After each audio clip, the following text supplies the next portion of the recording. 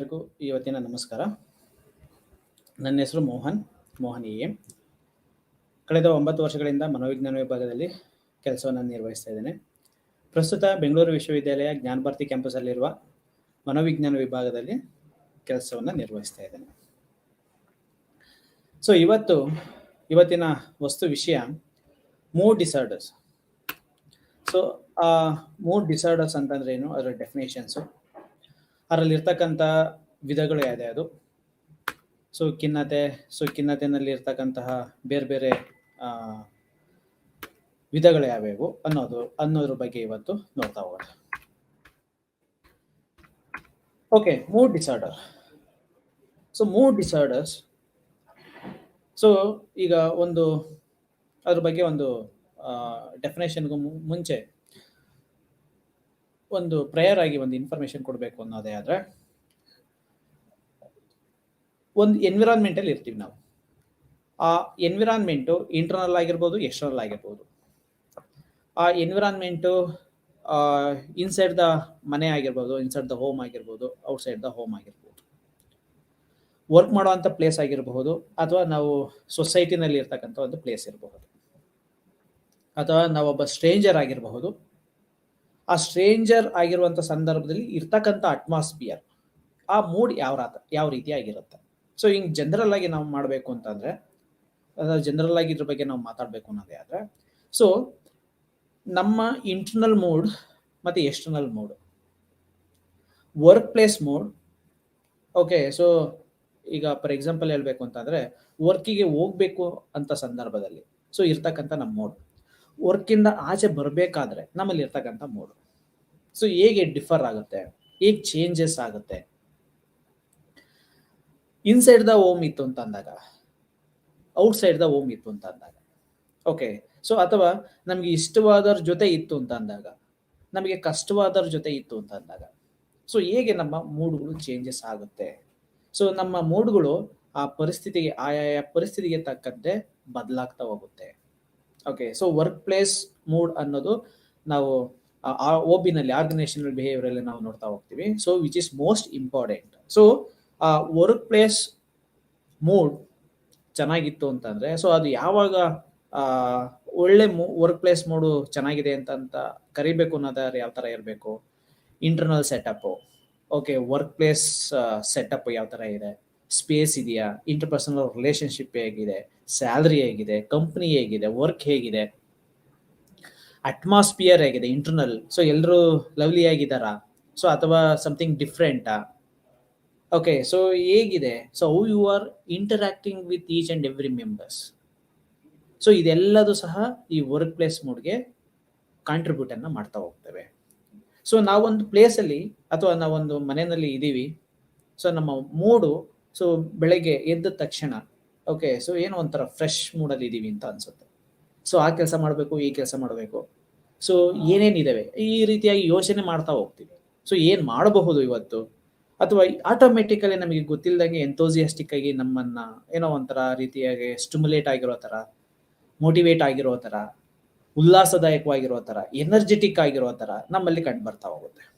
Okay, so ಅದನ್ನ ಮಾಡಬೇಕು, ಇದನ್ನ ಮಾಡಬೇಕು, ಸುಮ್ಮನೆ ಸೊ ಯಾರನ್ನೋ ಸೊ ನಾವೊಂದು ಒಬ್ರನ್ನ ಸಾಮಾನ್ಯವಾಗಿ ಮಾತಾಡ್ಸೋದಿಲ್ಲ. ಒಂದು ದಿನ ಅಥವಾ ನಮ್ಮ ಮೂಡ್ ಚೆನ್ನಾಗಿದ್ದಾಗ ಸೊ ಅವ್ರಿಗೆ ಸ್ಮೈಲ್ ಕೊಡೋದು, ಅಥವಾ ಅವ್ರನ್ನ ಹೇಗಿದ್ದೀರಿ ಅಂತ ಮಾತಾಡ್ಸೋದು. ಸೊ ನಮಗೆ ಗೊತ್ತಿಲ್ಲದಂಗೆ ಸೊ ಅವ್ರು ಕನ್ಫ್ಯೂಸ್ ಆಗ್ಬಿಡ್ತಾರೆ. ಸೊ ಯಾವತ್ತು ಮಾತಾಡಿಸ್ದಲ್ಲೇ ಇರ್ತಕ್ಕಂಥವ್ರು ಸೊ ಇವತ್ತೇನು ಈ ತರ ಸ್ಮೈಲ್ ಕೊಡ್ತಾ ಇದ್ದಾರೆ. ಸೊ ನಮಗೆ ಗೊತ್ತಿಲ್ಲದಲ್ಲೇ ಆಗಿರ್ತಕ್ಕಂಥ ಇಂಟರ್ನಲ್ ಚೇಂಜಸ್ಗಳು. ಸೊ ಇದೆಲ್ಲ ನಮ್ಮ ಮೂಡ್ ಮೇಲೆ ಡಿಪೆಂಡ್ ಆಗಿರೋವಂಥದ್ದು. ಸೊ ಅಲ್ಲೇನೋ ಒಂದು ಕಂಟೆಂಟ್ ಇದೆ, ಸೊ ಒಂದು ಎಂಥೋಸಿಯಾಸ್ಟಿಕ್ ಕಂಟೆಂಟ್ ಇದೆ. ನಮಗೆ ಕೆಲವೊಂದು ಬಾರಿ ಅದು ನಮಗೆ ಗೊತ್ತಿರುವಂತ ಕಂಟೆಂಟ್ ಆಗಿರುತ್ತೆ, ನಮಗೆ ಗೊತ್ತಿಲ್ಲದೆ ಇರ್ತಕ್ಕಂಥ ಕಂಟೆಂಟ್ ಆಗಿರುತ್ತೆ. ಆ ಮೂಮೆಂಟ್ ಅಲ್ಲಿ ಸೊ ನಮಗೆ ಗೊತ್ತಾಗೋದಿಲ್ಲ ಸೊ ಏನ್ ಮಾಡ್ಬೇಕು ಏನ್ ಬಿಡಬೇಕು ಅನ್ನೋದು. ಬಟ್ ಅದು ನಮ್ಗೆ ಗೊತ್ತಿಲ್ಲದಲೆ ಕೆಲವೊಂದು ಡ್ರೈವ್ಸು, ಕೆಲವೊಂದು ಮೋಟಿವೇಶನಲ್ ಫ್ಯಾಕ್ಟರ್ಸು ನಮ್ಮನ್ನ ಸ್ಟಿಮ್ಯುಲೇಟ್ ಮಾಡ್ತಾ ಇರ್ತವೆ, ಅಥವಾ ನಮ್ಮನ್ನ ಸಪ್ರೆಸ್ ಮಾಡ್ತಾ ಇರ್ತವೆ. ಸೊ ನಮ್ಮ ಮೂಡ್ ಚೆನ್ನಾಗಿದೆ ಅಥವಾ ವರ್ಕ್ ಪ್ಲೇಸ್ ಮೂಡ್ ಚೆನ್ನಾಗಿದೆ ಅಂತಂದ್ರೆ ಎಂಥೋಸಿಯಾಸ್ಟಿಕ್ ಆಗಿರ್ತೀವಿ. ಸೊ ಕೆಲವೊಂದು ಬಾರಿ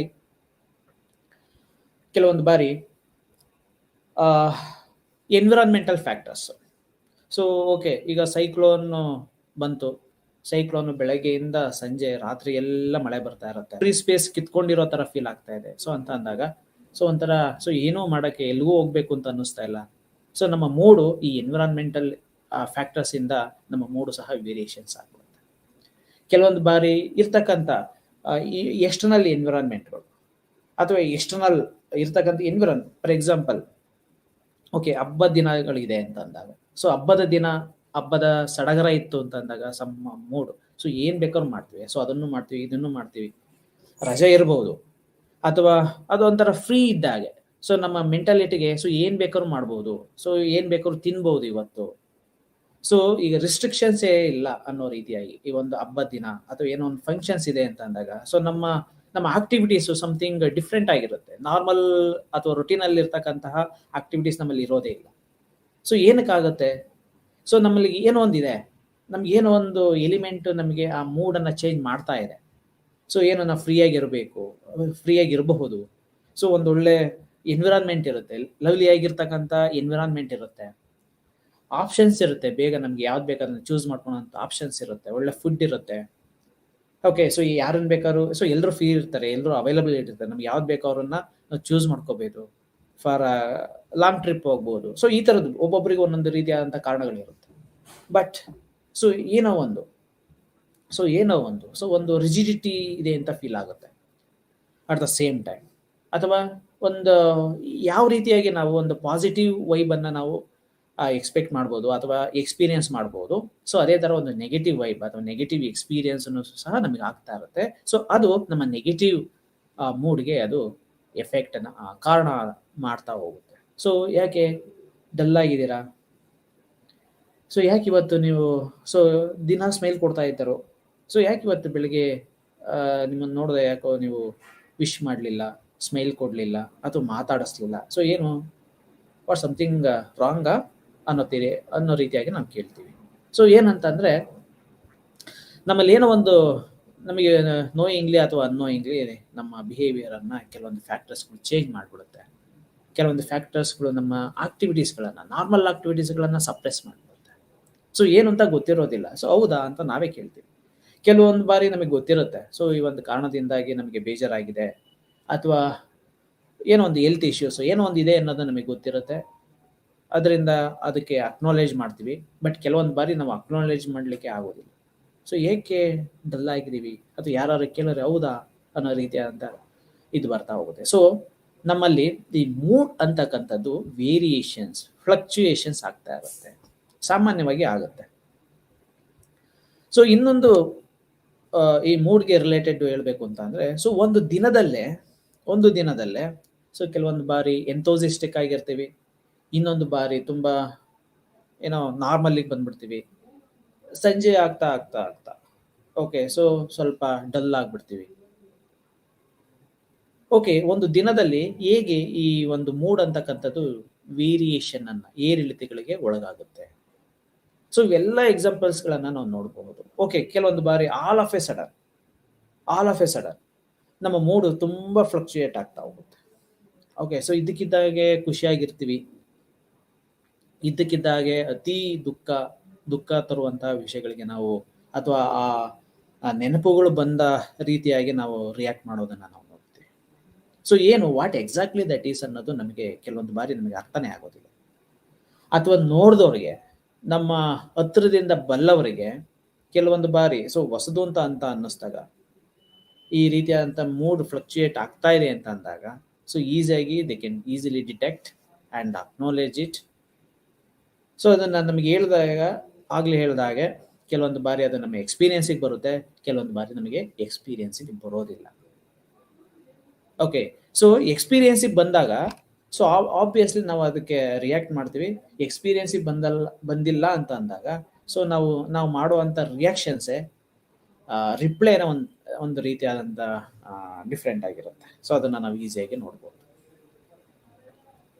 ಸೊ ಹೀಗೆ ಈ ಮೂಡ್ ಡಿಸಾರ್ಡರ್, ಯಾವಾಗ ಮೂಡ್ ಡಿಸಾರ್ಡರ್ಸ್ ಅಂತದ್ದು ನಾವು ಕರಿತೀವಿ. ಮೂಡ್ ಫ್ಲಕ್ಚುಯೇಟ್ ಆಗೋದು ಸಾಮಾನ್ಯವಾಗಿ ಪ್ರತಿಯೊಬ್ಬ ವ್ಯಕ್ತಿಗೂ ಆಗುವಂಥದ್ದೇ. ಕೆಲವೊಂದು ಬಾರಿ ತುಂಬಾ ಎಂಥೋಸಿಯಾಸ್ಟಿಕ್ ಆಗಿರ್ತೀವಿ, ಕೆಲವೊಂದು ಬಾರಿ ತುಂಬಾ ಡಿಪ್ರೆಸ್ ಆಗಿರ್ತೀವಿ. ಸೊ ಕೆಲವೊಂದು ಬಾರಿ ಸೊ ಲೈಫೇ ಬೇಡ ಅನ್ನೋ ರೀತಿಯಾಗಿ ಅಂದ್ಕೊಂಡಿರೋದು ಉಂಟು. ಕೆಲವೊಂದು ಬಾರಿ ತುಂಬಾ ನೋವಾಗೋದು ಉಂಟು. ಕೆಲವೊಂದು ವಿಷಯಗಳು ಸೊ ಒಂದಲ್ಲ ಒಂದು ಸಂದರ್ಭದಲ್ಲಿ ಸೊ ಒಂದು ವಿಷಯ ಏನಪ್ಪಾ ಅಂತಂದ್ರೆ ಸೊ 80% ಆಫ್ ದ ಪಾಪ್ಯುಲೇಷನ್ ಅವರ ಲೈಫ್ ಟೈಮಲ್ಲಿ ಅಟ್ಲೀಸ್ಟ್ ಒಮ್ಮೆಲಾದ್ರೂ ಈ ಲೈಫ್ ಸಾಕಪ್ಪ ಅನ್ನೋ ರೀತಿಯಾಗಿ ಯೋಚನೆ ಮಾಡೋದು ಉಂಟು ಅನ್ನೋ ಒಂದು ವಿಷಯವನ್ನ ಅನೇಕ ಅಧ್ಯಯನಗಳು ಹೇಳ್ತಾ ಹೋಗ್ತಾರೆ.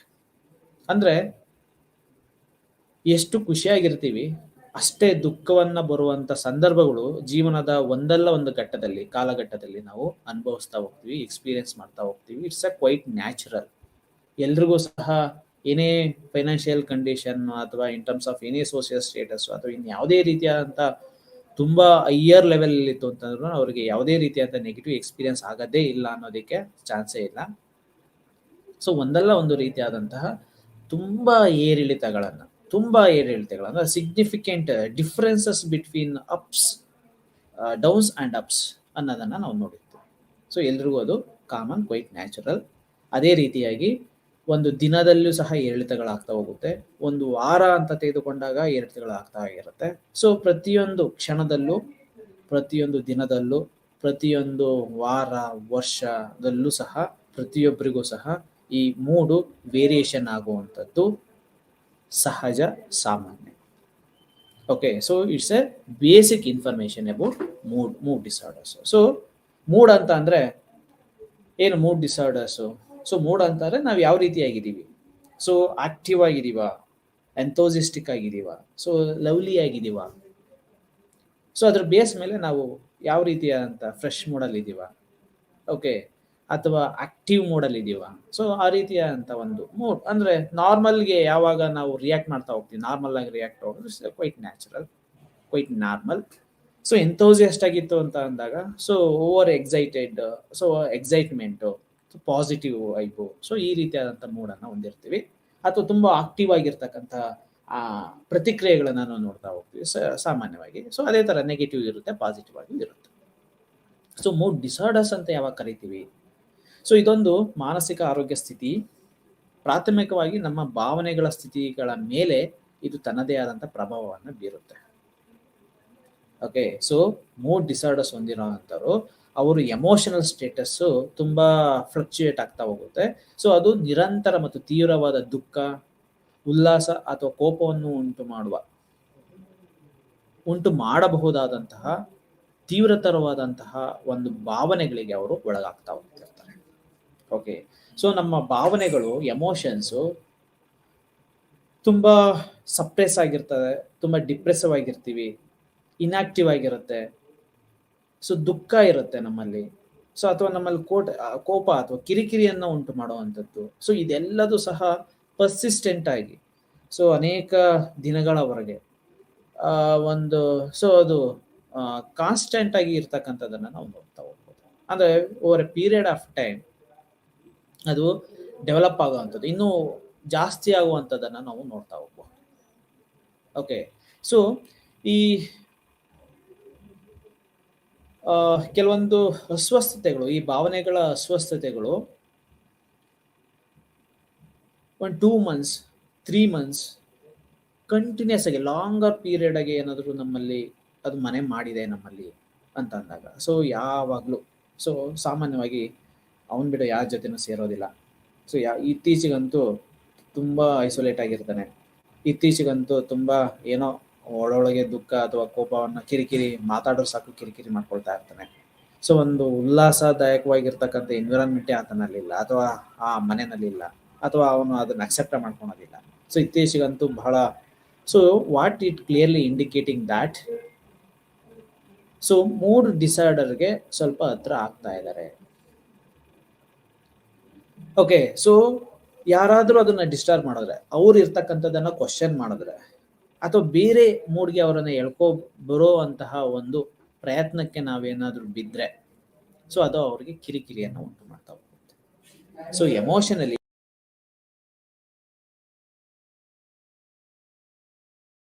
ಎಕ್ಸ್ಪೆಕ್ಟೇಷನ್ ಏನಂತ ಅಂತಂದ್ರೆ ನಾವೇನೋ ಫೀಲ್ ಮಾಡ್ತಾ ಇದ್ವಿ ಅದನ್ನ ನಮ್ಮಷ್ಟಕ್ಕೆ ನಾವು ಇರೋದಾಗಿ ಬಿಡಬೇಕು. What we are experiencing that so that is true according to us. So ಅವರು ಅದೇ ಫೀಲಿಂಗಲ್ಲಿ ಇರಬೇಕು, ಅದೇ ದುಃಖವನ್ನು ಅವರು ಅನುಭವಿಸ್ತಾ ಹೋಗ್ಬೇಕು. ಸೊ ಅದೇ ಆ ಮೈಂಡ್ ಸೆಟ್ಟಲ್ಲಿ ಇರಬೇಕು. ಸೊ ಅಂಥದ್ದೇ ಆಗ್ತಾ ಇದೆ ಅನ್ನೋ ಫೀಲಿಂಗ್ ಆಗ್ತಾ ಇರಬೇಕು. ಸೊ ಹಂಗಿತ್ತು ಅಂತ ಅಂದಾಗ they are keeping the same moment for for a longer period. So ಕೆಲವೊಂದು ಬಾರಿ ಇದೇನಾಗುತ್ತೆ ಮೂಡ್ ಡಿಸಾರ್ಡರ್ಸ್ಗೆ ದೀರ್ಘಾವಧಿಯ ತೀವ್ರ ಸಂತೋಷ ಅಥವಾ ತೀವ್ರ ದುಃಖ ಅಥವಾ ಎರಡನ್ನೂ ಅನುಭವಿಸುವ ಒಂದು ಅಸ್ವಸ್ಥತೆ ಆಗಿರುತ್ತೆ ಅಂತಲೂ ಸಹ ಕರೀತಾ ಹೋಗ್ತಾರೆ. ಓಕೆ, ಸೊ ಅತಿಯಾದ ದುಃಖವಾಗಿದ್ರೇನೆ ಮೂಡ್ ಡಿಸಾರ್ಡರ್ಸ್ ಅಂತ ಕರಿಬಹುದಾ? ಸೊ ಯಾವಾಗಲೂ ನಗ್ತಾನೆ ಇದ್ರೆ, ಯಾವಾಗಲೂ ಫೇಸಿಯಲ್ ಎಕ್ಸ್ಪ್ರೆಷನ್ಸ್ ವೈಸ್ ಲಾಫಿಂಗೇ ಇರುತ್ತೆ, ಮೂಡು ಸಿಚುಯೇಷನ್ಗೆ ತಕ್ಕಂತೆ ಬದಲಾಗ್ತಾ ಇಲ್ಲ ಅಂತ ಅಂದಾಗ, ಓಕೆ, ಸೊ ಯಾವಾಗಲೂ ನೆಗೆಟಿವ್ ಅಂತಾನೆ ಅನ್ಕೊಳೋದಲ್ಲ, ಪಾಸಿಟಿವ್ ಆಗಿ ಇದೆ ಅಂತ ಮೇಲ್ನೋಟಕ್ಕೆ ಅನ್ಸಿದ್ರು ಸಹ ಸಾಮಾನ್ಯವಾದಂತಹ ಒಂದು ಸಂದರ್ಭದಲ್ಲಿಯೂ ಸಹ ಅಂಥದ್ದೇ ಸಿಚುಯೇಷನ್ ಅನ್ನ ಅಥವಾ ಅಂಥದ್ದೇ ಭಾವನೆಗಳನ್ನ ಎಕ್ಸ್ಪ್ರೆಸ್ ಮಾಡ್ತಾ ಇದ್ದಾರೆ ಅಥವಾ ಎಕ್ಸ್ಪೀರಿಯನ್ಸ್ ಮಾಡ್ತಾ ಇದ್ದಾರೆ ಅಂತ ಅಂದಾಗ, ಇನ್ ಕೇಸ್ ಸಿಚುಯೇಷನ್ನು ನೆಗೆಟಿವ್ ಆಗಿದ್ದು ಅವ್ರ ಎಕ್ಸ್ಪ್ರೆಷನ್ನು ಪಾಸಿಟಿವ್ ಆಗೇ ಇತ್ತು ಅಂತ ಅಂದಾಗ ಸಮಥಿಂಗ್ ರಾಂಗ್ ಅಂತಲೂ ಸಹ ಹೇಳ್ಬಹುದು. ಓಕೆ, ಸೊ ಅಂತಂದ್ರೆ ನಾರ್ಮಲ್ ಆಗಿ ಸಿಚುಯೇಷನ್ ಏನೋ ಒಂದು ನೆಗೆಟಿವ್ ಇರ್ತಕ್ಕಂಥ ಸಿಚುಯೇಷನ್ಗೆ ನಾವು ಎಕ್ಸ್ಪೋಸರ್ ಆಗ್ಬಿಡ್ತೀವಿ. ಸೊ ಅಲ್ಲಿ ನಾವು ಆ ಸಿಚುಯೇಷನ್ ತಕ್ಕಂತೆ ಬಿಹೇವ್ ಮಾಡಿದ್ರೆ ಓಕೆ ನಾರ್ಮಲ್ ಅಂತ, ಅಥವಾ ಸೈಲೆಂಟ್ ಆಗಾದ್ರೂ ಇರಬೇಕು ಅಥವಾ ಅದಕ್ಕೆ ರಿಯಾಕ್ಟ್ ಮಾಡಬೇಕು. ಸೊ ಅಲ್ಲಿ ಫಾರ್ ಎಕ್ಸಾಂಪಲ್ ಯಾರಿಗೊಂದು ನೋವಾಗಿದೆ ಅಂತ ಅಂದಾಗ, ಸೊ ಎಲ್ಲರೂ ಸಹ ಆ ನೋವನ್ನ ಶೇರ್ ಮಾಡ್ಕೊಳ್ತಾ ಇದ್ದಾರೆ ಅಂತ ಅಂದಾಗ, ಸೊ ನಾವು ಆ ನೋವಲ್ಲಿ ಭಾಗಿಯಾಗುವಂಥದ್ದು ಇಟ್ಸ್ ಕ್ವೈಟ್ ನ್ಯಾಚುರಲ್. ಅಂಥ ಸಂದರ್ಭದಲ್ಲಿ ನಾವು ನಮ್ಮ ವರ್ತನೆಗಳು ಅದರ ವಿರುದ್ಧ ದಿಕ್ಕಿನಲ್ಲಿ ಇದಾವೆ ಅಂತ ಅಂದಾಗ ಸೊ ಸಮಥಿಂಗ್ ಡಿಫ್ರೆಂಟ್. ಸೊ ಇಲ್ಲಿ ಪಾಸಿಟಿವ್ ಅನ್ನೋದು ನೆಗೆಟಿವ್ ಅನ್ನೋದು ಅದ್ರ ಯಾವುದ್ರ ಮೇಲೆ ಡಿಪೆಂಡ್ ಆಗುತ್ತೆ ಅನ್ನೋದೇ ಆದರೆ, ಸೊ ಅಲ್ಲಿರ್ತಕ್ಕಂಥ ಸಂದರ್ಭದ ಆಧಾರದ ಮೇಲೆ ಡಿಪೆಂಡ್ ಆಗ್ತಾ ಹೋಗುತ್ತೆ. ಸಂದರ್ಭ ನೆಗೆಟಿವ್ ಆಗಿತ್ತು, ನಮ್ಮ ಎಕ್ಸ್ಪೀರಿಯನ್ಸು ಅಥವಾ ನಮ್ಮ ಫೀಲಿಂಗ್ಸು ನೆಗೆಟಿವ್ ಆಗೇ ಇತ್ತು ಅಂತ ಅಂದಾಗ, ಅದಕ್ಕೆ ತಕ್ಕಂತೆ ಇತ್ತು ಅಂತ ಅಂದಾಗ ಇಟ್ಸ್ ಅ ಕ್ವೈಟ್ ನ್ಯಾಚುರಲ್. ನಾವು ಎಂಥೂಸಿಯಾಸ್ಟಿಕ್ ಆಗಿ ಇರ್ತಕ್ಕಂಥ ಸಿಚುಯೇಷನ್ಗೆ ಎಂಟ್ರಿ ಆಗಿದ್ದೀವಿ, ಆ ಸಂದರ್ಭದಲ್ಲಿ ಇದೀವಿ, ಸೊ ಅಂಥದ್ದೇ ಬಿಹೇವಿಯರ್ ನಾವು ತೋರಿಸ್ತಾ ಇದೀವಿ ಅಂತ ಕ್ವೈಟ್ ನ್ಯಾಚುರಲ್. ಸೊ ಅಲ್ಲಿ ಸೊ ಎಲ್ಲರೂ ಓಕೆ ಇತ್ತು ಅಂತಂದಾಗ ನೀವು ಒಬ್ರು ಮಾತ್ರ ಸೊ ತುಂಬಾ ಡಿಪ್ರೆಸ್ಸು, ತುಂಬಾ ದುಃಖಭರಿತವಾಗಿ, ತುಂಬಾ ಐಸೋಲೇಟೆಡ್ ಆಗಿರ್ತಕ್ಕಂಥದ್ದು ಅಥವಾ ಅಲ್ಲಿಗೆ ಅದ್ರ ಬಗ್ಗೆ ಮಾತಾಡುವಂಥದ್ದು, ಕಿರಿಕಿರಿ ಆಗುವಂಥದ್ದು ಕಂಡ್ರೆ ಸೊ ಇದರದೆಲ್ಲ ತೋರಿಸ್ತಾ ಇದೆ ಅಂತಾರೆ. What it indicating that something different. So ಈ ಮೂಡ್ ಡಿಸಾರ್ಡರ್ಸ್ಗಳಿಗೆ ಸಾಮಾನ್ಯವಾಗಿ ಚಿಕಿತ್ಸೆಗಳನ್ನು ನೀಡಬಹುದು. ಓಕೆ, ಸೊ ಅದು ಕಡಿಮೆ ಇರಬಹುದು ಅಥವಾ ಅತಿ ಹೆಚ್ಚು ಇರಬಹುದು ಒಂದು ದುಃಖ ಅಥವಾ ಭಾವನೆಗಳ ಎಕ್ಸ್ಪ್ರೆಷನ್ಸು. ಸೊ ಅದಕ್ಕೆ ಚಿಕಿತ್ಸೆಗಳನ್ನು ಸಾಮಾನ್ಯವಾಗಿ ನೋಡಬಹುದು. ಸೊ ನಮಗೆ ಅನೇಕ ಥೆರಪೀಸ್ಗಳು ಇರುತ್ತೆ.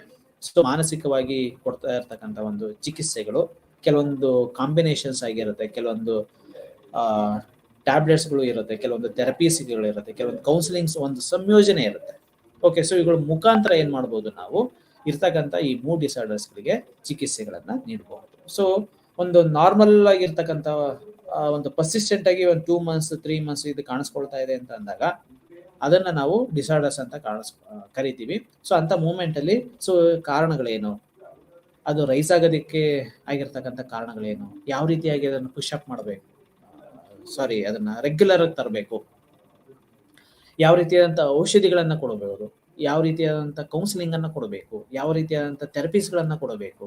ಸೊ ಹೇಗೆ ಅವರನ್ನ ಈ ಡಿಪ್ರೆಸ್ಡ್ ಆಗಿರ್ತಕ್ಕಂಥವ್ರನ್ನ ಅಥವಾ ಮೂಡ್ ಡಿಸಾರ್ಡರ್ಸ್ ಹೊಂದಿರ್ತಕ್ಕಂಥವ್ರನ್ನ ನಾರ್ಮಲ್ ಸಿಚುಯೇಷನ್ಗೆ ಅಥವಾ ನಾರ್ಮಲ್ ಮೂಡ್ಗೆ ತರಬಹುದು ಅನ್ನೋದು ಕೆಲವೊಂದು ಸೈಕಿಯಾಟ್ರಿಸ್ಟ್ಗಳು ಸೈಕಾಲಜಿಸ್ಟ್ಗಳು ಅವರು ಡಿಸೈಡ್ ಮಾಡ್ಕೊಳ್ತಾರೆ. ಒಂದು ಸಂಯೋಜಿತವಾದಂತಹ ಒಂದು ಥೆರಪೀಸ್ಗಳನ್ನ ಟ್ರೀಟ್ಮೆಂಟ್ಗಳನ್ನ ಕೊಡ್ತಾ ಹೋಗ್ತಾರೆ.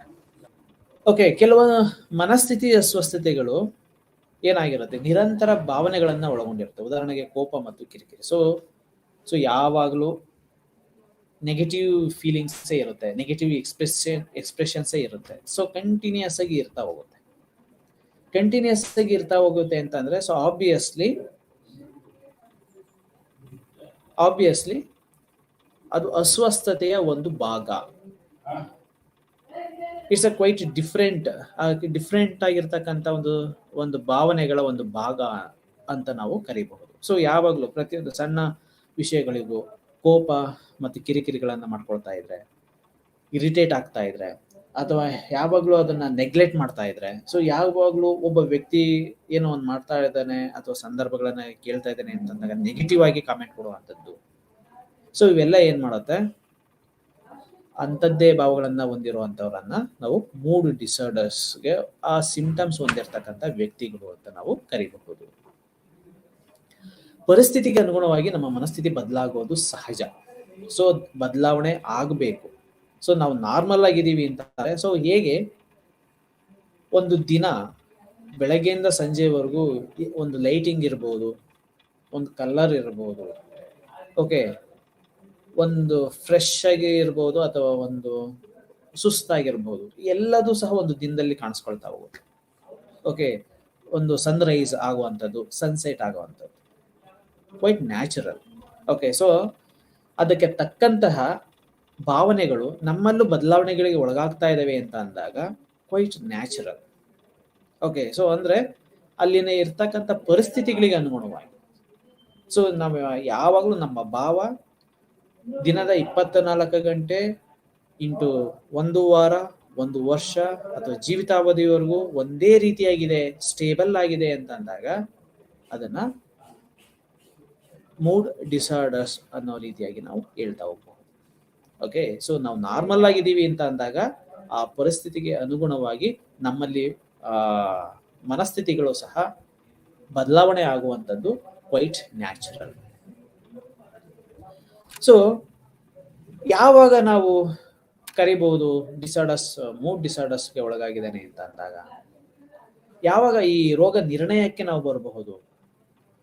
ಓಕೆ, ಸೊ ಇಂದಿನ ಪೇಜಲ್ಲಿ ಹೇಳಿದ್ವಲ್ಲ, ಸೊ ಕೆಲವೊಂದು ಲಕ್ಷಣಗಳು. ಸೊ ಆ ಲಕ್ಷಣಗಳು, ರೋಗ ಲಕ್ಷಣಗಳು ಹಲವಾರು ವಾರಗಳಿಗೆ ಅಥವಾ ಅದಕ್ಕಿಂತ ಹೆಚ್ಚು ಕಾಲ ಇರಬೇಕು. ಅಂದ್ರೆ 2 months 3 months.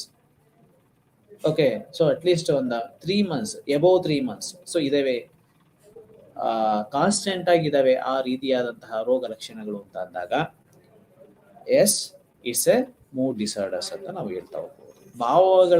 ಭಾವನೆಗಳಲ್ಲಿ ಆಗ್ತಕ್ಕಂತಹ ಏರುಪೇರುಗಳು ಲಾಂಗರ್ ಪೀರಿಯಡ್ ಅಲ್ಲಿ ಏನಾದ್ರೂ ಇದಾವೆ ಅಂತ ಅಂದಾಗ ಸೊ ಅದನ್ನ ನಾವು ಮೂಡ್ ಡಿಸಾರ್ಡರ್ಸ್ ಅಂತ ಕರಿತೀವಿ. ಯಾವಾಗ ನಾವು ರೋಗವನ್ನ ನಿರ್ಣಯ ಮಾಡ್ಬೋದು, ಈ ರೋಗ ಇದೆ, ಮೂಡ್ ಡಿಸಾರ್ಡರ್ಸ್ಗೆ ಒಳಗಾಗಿದ್ದಾನೆ ಈ ವ್ಯಕ್ತಿ ಅನ್ನೋದಾದ್ರೆ, ಸೊ ಹೆಚ್ಚು ವಾರಗಳ, ಸೊ ಹಲವಾರು ವಾರ ಅಂತ ಹೇಳ್ತಾರೆ. ಸೊ ಯೂಶಲಿ 3 weeks ಮಿನಿಮಮ್ ಅಥವಾ 6 months ಅಂತ ಹೇಳ್ತಾರೆ. ಸೊ ಅದಕ್ಕೆ ಹೆಚ್ಚಿನ ಕಾಲ ಸೊ ಅದೇ ಫೀಲಿಂಗ್ ಅಲ್ಲಿ ಅಥವಾ ಅದರ ತೀವ್ರತೆಗಳ ಆಧಾರದ ಮೇಲೆ ಹೇಳ್ತಾರೆ. ಓಕೆ, ಸೊ 3 months ಸಾಕು. ಸೊ ಹೆಚ್ಚು ಡಿಪ್ರೆಸ್ಗೆ ಒಳಗಾಗುವಂಥದ್ದು. ಓಕೆ, ಸೊ ಯಾರೊಂದಿಗೂ ಒಟ್ಟಿಗೆ ಕಳೀತಾ ಇಲ್ಲ, ಸೊ ಯಾರೊಂದಿಗೂ ನೆಗೆಟಿವ್, ಕಿರಿಕಿರಿ, ಕೋಪ, ಸೊ ಈ ಥರದ್ದೆಲ್ಲ ತೀವ್ರತರವಾದಂತಹ ಇದೆ, ಅದು 3 months ಗಿಂತ ಜಾಸ್ತಿ ಇದೆ ಅಂತಾರೆ. ಸೊ ಅದನ್ನ ಡಿಪ್ರೆಸಿವ್ ಆಗಿ ಕಾಣ್ಬೋದು ನಾವು. ಇಲ್ಲ ಮೈಲ್ಡ್ ಆಗಿದೆ, ಸೊ ಮೈಲ್ಡ್ ಕೆಲವೊಂದು ಬಾರಿ ಆ ರೀತಿಯಾಗಿ ಆಡ್ತಾ ಇರ್ತಾನೆ ಅಂತ ರಿಪೋರ್ಟ್ ಮಾಡ್ತಾರೆ, ವರದಿ ಮಾಡ್ತಾರೆ. ಸೊ 3 monthsಗೆ ನಾವು ಅದನ್ನ ಮೂಡ್ ಡಿಸಾರ್ಡರ್ಸ್ ಅಂತ ಹೇಳಲಿಕ್ಕೆ ಸ್ವಲ್ಪ ಕಷ್ಟ ಆಗುತ್ತೆ. ಓಕೆ, ಸೊ ಇನ್ನು ಸ್ವಲ್ಪ ಮೂಡ್ ಚೇಂಜ್ ಆದಾಗ ಅಥವಾ ಎನ್ವಿರಾನ್ಮೆಂಟ್ ಚೇಂಜ್ ಆದಾಗ ಅಥವಾ ಅವನಿರ್ತಕ್ಕಂಥ ಎಕ್ಸ್ಪೀರಿಯನ್ಸ್, ನೆಗೆಟಿವ್ ಎಕ್ಸ್ಪೀರಿಯನ್ಸ್ ಸ್ವಲ್ಪ ಬದಲಾವಣೆ ಆಯಿತು ಅಂತ ಅಂದಾಗ ಸೊ ನಮ್ಮ ಮೂಡು ಸಹ ನಾರ್ಮಲ್ ರಿದಮ್ಗೆ, ನಾರ್ಮಲ್ ಸಿಚುಯೇಷನ್ಗೆ ಸಿಂಕ್ ಆಗುವಂಥ ಸಂದರ್ಭ ಇರುತ್ತೆ. ಸೊ ಹಾಗಾಗಿ ಅರ್ಲಿಯಾಗಿ ನಾವು ಡಿಸೈಡ್ ಮಾಡ್ಲಿಕ್ಕಾಗಲ್ಲ. ಸೊ ಅಟ್ಲೀಸ್ಟ್ 3 months ರೋಗ ಲಕ್ಷಣಗಳು, ಅದರ ತೀವ್ರತೆ, ಇಂಟರ್ನಲ್ ಫ್ಯಾಕ್ಟರ್ಸು, ಎಕ್ಸ್ಟರ್ನಲ್ ಫ್ಯಾಕ್ಟರ್ಸು, ಇದನ್ನೆಲ್ಲ ಆಧಾರವಾಗಿ ಇಟ್ಟುಕೊಂಡು ನಾವು ರೋಗ ನಿರ್ಣಯವನ್ನ ಮಾಡಬಹುದಾಗಿರುತ್ತೆ. ಮೂಡ್ ಡಿಸಾರ್ಡರ್ಸ್ಗಳು ನಮ್ಮ ನಡವಳಿಕೆಯಲ್ಲಿ ಬದಲಾವಣೆಗಳನ್ನು ಉಂಟು ಮಾಡುತ್ತೆ. ಓಕೆ, ಸೊ ಆಬ್ವಿಯಸ್ಲಿ ಈಗ ಯಾವುದೇ ರೀತಿ, ನಾಟ್ ಓನ್ಲಿ ಮೂಡ್ ಡಿಸಾರ್ಡರ್ಸ್, ಯಾವುದೇ ಡಿಸಾರ್ಡರ್ಸ್ ಅಂತ ನಾವು ತೆಗೆದುಕೊಳ್ಳೋಣ. Okay, so according to DSM-5 ICD-10 ಏನು ಕ್ಲಾಸಿಫಿಕೇಶನ್ಸ್ ಆಗಿದೆ, ಅಥವಾ ಏನು ಅಬ್ನಾರ್ಮಲಿಟೀಸ್ ಅಂತ ಇದೆ, ಅಥವಾ ಏನೆಲ್ಲ ಡಿಸಬಿಲಿಟೀಸು, ಡಿಸಾರ್ಡರ್ಸ್ ಅಂತ ಏನಿದೆ, ಸೊ ಎಲ್ಲದೂ ಸಹ ನೆಗೆಟಿವ್ ಅಂತಾನೆ ಹೇಳ್ಬೋದು.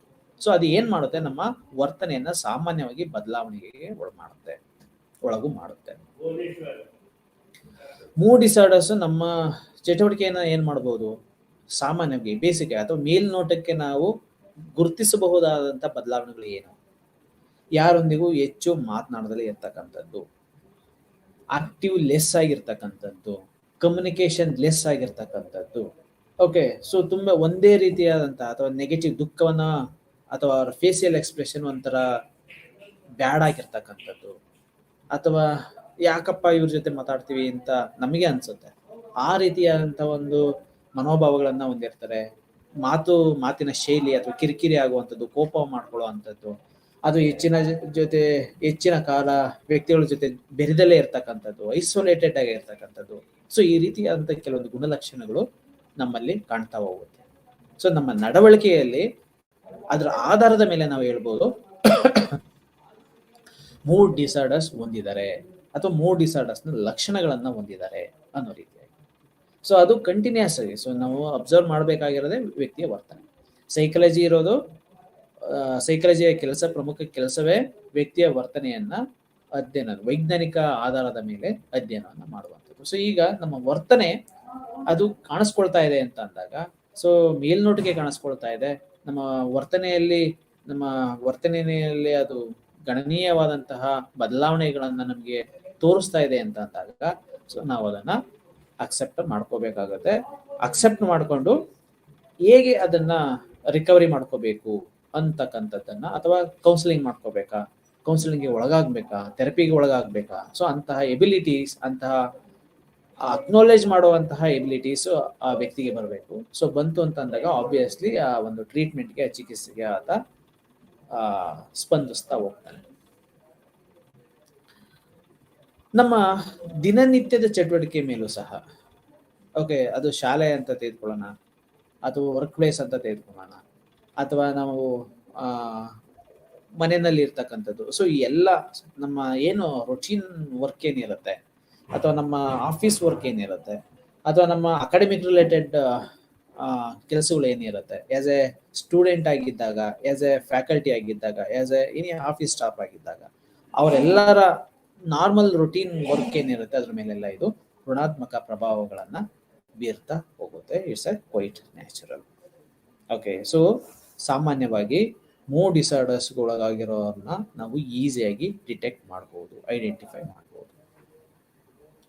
ಅವರ ವರ್ತನೆ, ಸೊ ವರ್ತನೆ ದ ಫೇಸಿಸ್ ಇಂಡೆಕ್ಸ್ ಆಫ್ ಮೈಂಡ್ ಅಂತ ಹೇಳ್ತಾರೆ.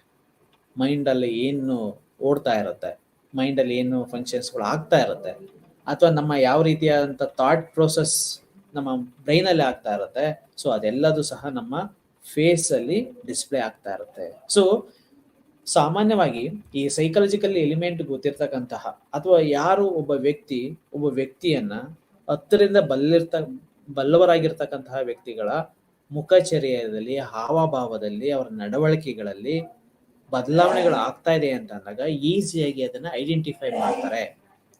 ಆ ಮಾಡುವಂತಹ ಎಬಿಲಿಟಿ ಸಾಮಾನ್ಯವಾಗಿ ಇರುತ್ತೆ. ಸೊ ಅದರ ಆಧಾರದ ಮೇಲೆ ನಾವು ಕೆಲವರು ಹೇಳ್ತಿರ್ತಾರೆ, ಸೊ ಆಫೀಸ್ಗಳಲ್ಲಿ ನಮ್ಮ ಬಾಸ್ ಮೂಡ್ ಸರಿ ಇಲ್ಲ, ನೋಡ್ಕೊಂಡು ಹೇಳ್ತೀನಿ, ನಿಮ್ದು ಸಿಗ್ನೇಚರ್ ಏನೋ ಆಗ್ಬೇಕಾಗಿರುತ್ತೆ, ಅಥವಾ ರಜಾ ಕೇಳಬೇಕಾಗಿರುತ್ತೆ, ಅಥವಾ ಏನೋ ಒಂದು ಅವ್ರದ್ದು ಲೆಟ್ರಿಗೆ ಸಿಗ್ನೇಚರ್ ತಗೋಬೇಕಾಗಿರುತ್ತೆ, ಏನೋ ಒಂದು ಅಪ್ರೂವಲ್ ಮಾಡಿಸ್ಕೋಬೇಕಾಗಿರುತ್ತೆ, ಅದನ್ನ ನೋಡ್ಕೊಂಡ್ಬಿಟ್ಟು ನಿಮ್ಗೆ ಹೇಳ್ತೀನಿ. ಅಂದ್ರೆ ಹ್ಯಾಪಿ ಆಗಿದ್ದಾರಾ, ಅಥವಾ ಯಾರ ಮೇಲಾದ್ರೂ ಸಿಡುಕುಗಳನ್ನ ಮಾಡ್ಕೊಂಡಿದ್ದಾರಾ? ಓಕೆ, ಸೊ ಅವ್ರದ್ದು ಆ ಒಂದು ಬಾಸ್ ಮೂಡ್ ಯಾವ ರೀತಿ ಆಗಿರುತ್ತೆ, ಒಳ್ಳೆ ಪಾಸಿಟಿವ್ ರಿಪೋರ್ಟ್ ಬರ್ತಾ ಇದೆ ಎಂಪ್ಲಾಯೀಸ್ ಗಳಿಂದ, ಡಿಪಾರ್ಟ್ಮೆಂಟ್ಗಳಿಂದ, ಎಲ್ಲಾ ಡಿಪಾರ್ಟ್ಮೆಂಟ್ ಒಳ್ಳೆ ರಿವ್ಯೂಸ್ ಬರ್ತಾ ಇದೆ. ಸೊ ಆಬ್ವಿಯಸ್ಲಿ ಆ ಬಾಸ್ನ ಮೂಡು ಚೆನ್ನಾಗಿರುತ್ತೆ. ಸೊ ಏನೋ ಒಂದ್ ಲಕ್ಷ ಆ ಕಂಪ್ನಿ ಆಧಾರದ ಮೇಲೆ 5 ಕೋಟಿ ಲೆಕ್ಕದಲ್ಲಿ ವ್ಯವಹಾರ ಮಾಡ್ತಾ ಇದ್ರೆ, ಕೋಟಿಗಟ್ಲೆ ಲಾಸ್ ಆಗ್ತಾ ಇದೆ, ಲಕ್ಷಗಟ್ಲೆ ವ್ಯವಹಾರ ಮಾಡ್ತಾ ಇದೆ ಅಂತ ಅಂದಾಗ, ಲಕ್ಷಗಟ್ಲೆ ಲಾಸ್ ಆಗ್ತಾ ಇದೆ ಅಂತ ಅಂದಾಗ, ಸೊ ಏನಿರುತ್ತೆ, ಸಿಡುಕಿರುತ್ತೆ.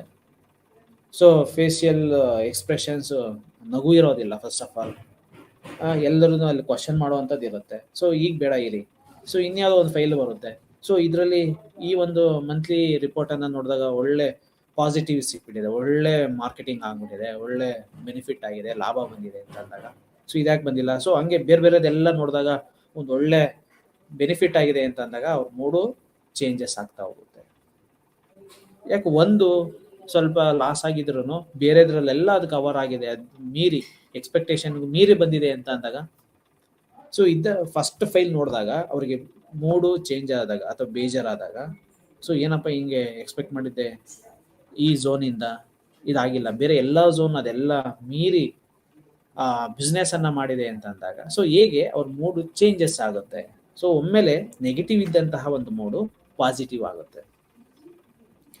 ಸೊ ನಮ್ಮ ನಡವಳಿಕೆಗಳು ಅಲ್ಲಿ ಇರ್ತಕ್ಕಂಥ ಎಲಿಮೆಂಟ್ನ ಆಧಾರದ ಮೇಲೆ, ಆ ಪ್ರಸ್ತುತ ಸಂದರ್ಭದ ಆಧಾರದ ಮೇಲೆ, ಆ ಪ್ರಸ್ತುತವಾಗಿ ಬಂದಿರತಕ್ಕಂತಹ ಎಲಿಮೆಂಟ್ನ ಆಧಾರದ ಮೇಲೆ, ಸಂಗತಿಗಳ ಆಧಾರದ ಮೇಲೆ ಬದಲಾವಣೆಗಳು ಆಗ್ತಾ ಹೋಗುತ್ತೆ. ಓಕೆ, ಸೊ ಎಲ್ಲ ಫೈನ್. ಸೊ ಏನೋ ಒಂದು ನ್ಯೂಸ್ ಕೇಳ್ಬಿಡ್ತಾರೆ ನೆಗೆಟಿವ್ ಅಥವಾ ಬ್ಯಾಡ್ ಇರ್ತಕ್ಕಂಥ, ಸ್ಯಾಡ್ ಇರ್ತಕ್ಕಂಥ ನ್ಯೂಸ್ ಅನ್ನು. ಸೊ ಎಲ್ಲದು ಓಕೆ, ಒಂದು ಮೀಟಿಂಗ್ ಎಲ್ಲ ಗೋಯಿಂಗ್ ವೆಲ್, ಸೊ ಎಲ್ಲದು ಇನ್ ಆಫೀಸಲ್ಲಿ okay. So in terms of financial condition okay, ಒಳ್ಳೆ ಲಾಭ ಬಂದಿದೆ ಈ ತಿಂಗಳು, ಸೊ ಎಲ್ಲ ಬಂದಿದೆ. ಎಲ್ಲೋ ಒಂದು ಮನೆ ಕಡೆಯಿಂದ ಒಂದು ನೆಗೆಟಿವ್ ನ್ಯೂಸ್ ಬಂದ್ಬಿಡುತ್ತೆ. ಓಕೆ, ಸೊ ಮೀಟಿಂಗಲ್ಲಿ ಎಲ್ಲ ಖುಷಿಯಾಗಿರ್ತಾರೆ, ಎಲ್ಲದನ್ನು ಫೀಲ್ ಮಾಡಿ ಎಲ್ಲ ಶೇರ್ ಮಾಡಿ ಮಾಡ್ತಿರ್ತಾರೆ. ಆಲ್ ಆಫ್ ಎ ಸಡನ್ ಒಂದು ಬಂದಿರತಕ್ಕಂಥ ಒಂದು ಇನ್ಫಾರ್ಮೇಶನ್, ಒಂದು ಬ್ಯಾಡ್ ನ್ಯೂಸು ಆ ವ್ಯಕ್ತಿಯ ಮೂಡನ್ನ ಹಾಳು ಮಾಡ್ಬಿಡುತ್ತೆ. ಓಕೆ, ಸೊ ಹೇಗೆ ನಮ್ಮ ದಿನನಿತ್ಯದ ಚಟುವಟಿಕೆಗಳನ್ನ, ಓಕೆ, ಸೊ ಅಂತ ಸಂದರ್ಭದಲ್ಲಿ ಯಾವ್ದಾರ ಅಡಿಷನಲ್ ವರ್ಕ್ ಮಾಡ್ತಾರಾ? ಸೊ ಇಲ್ಲ. ಸೊ ಹೀಗೆ ಸರ್ ನಮ್ಮ ಮೂಡು ನಮ್ಮ ದೈನಂದಿನ ನಡವಳಿಕೆಗಳನ್ನ, ನಮ್ಮಲ್ಲಿರ್ತಕ್ಕಂತಹ ಒಂದು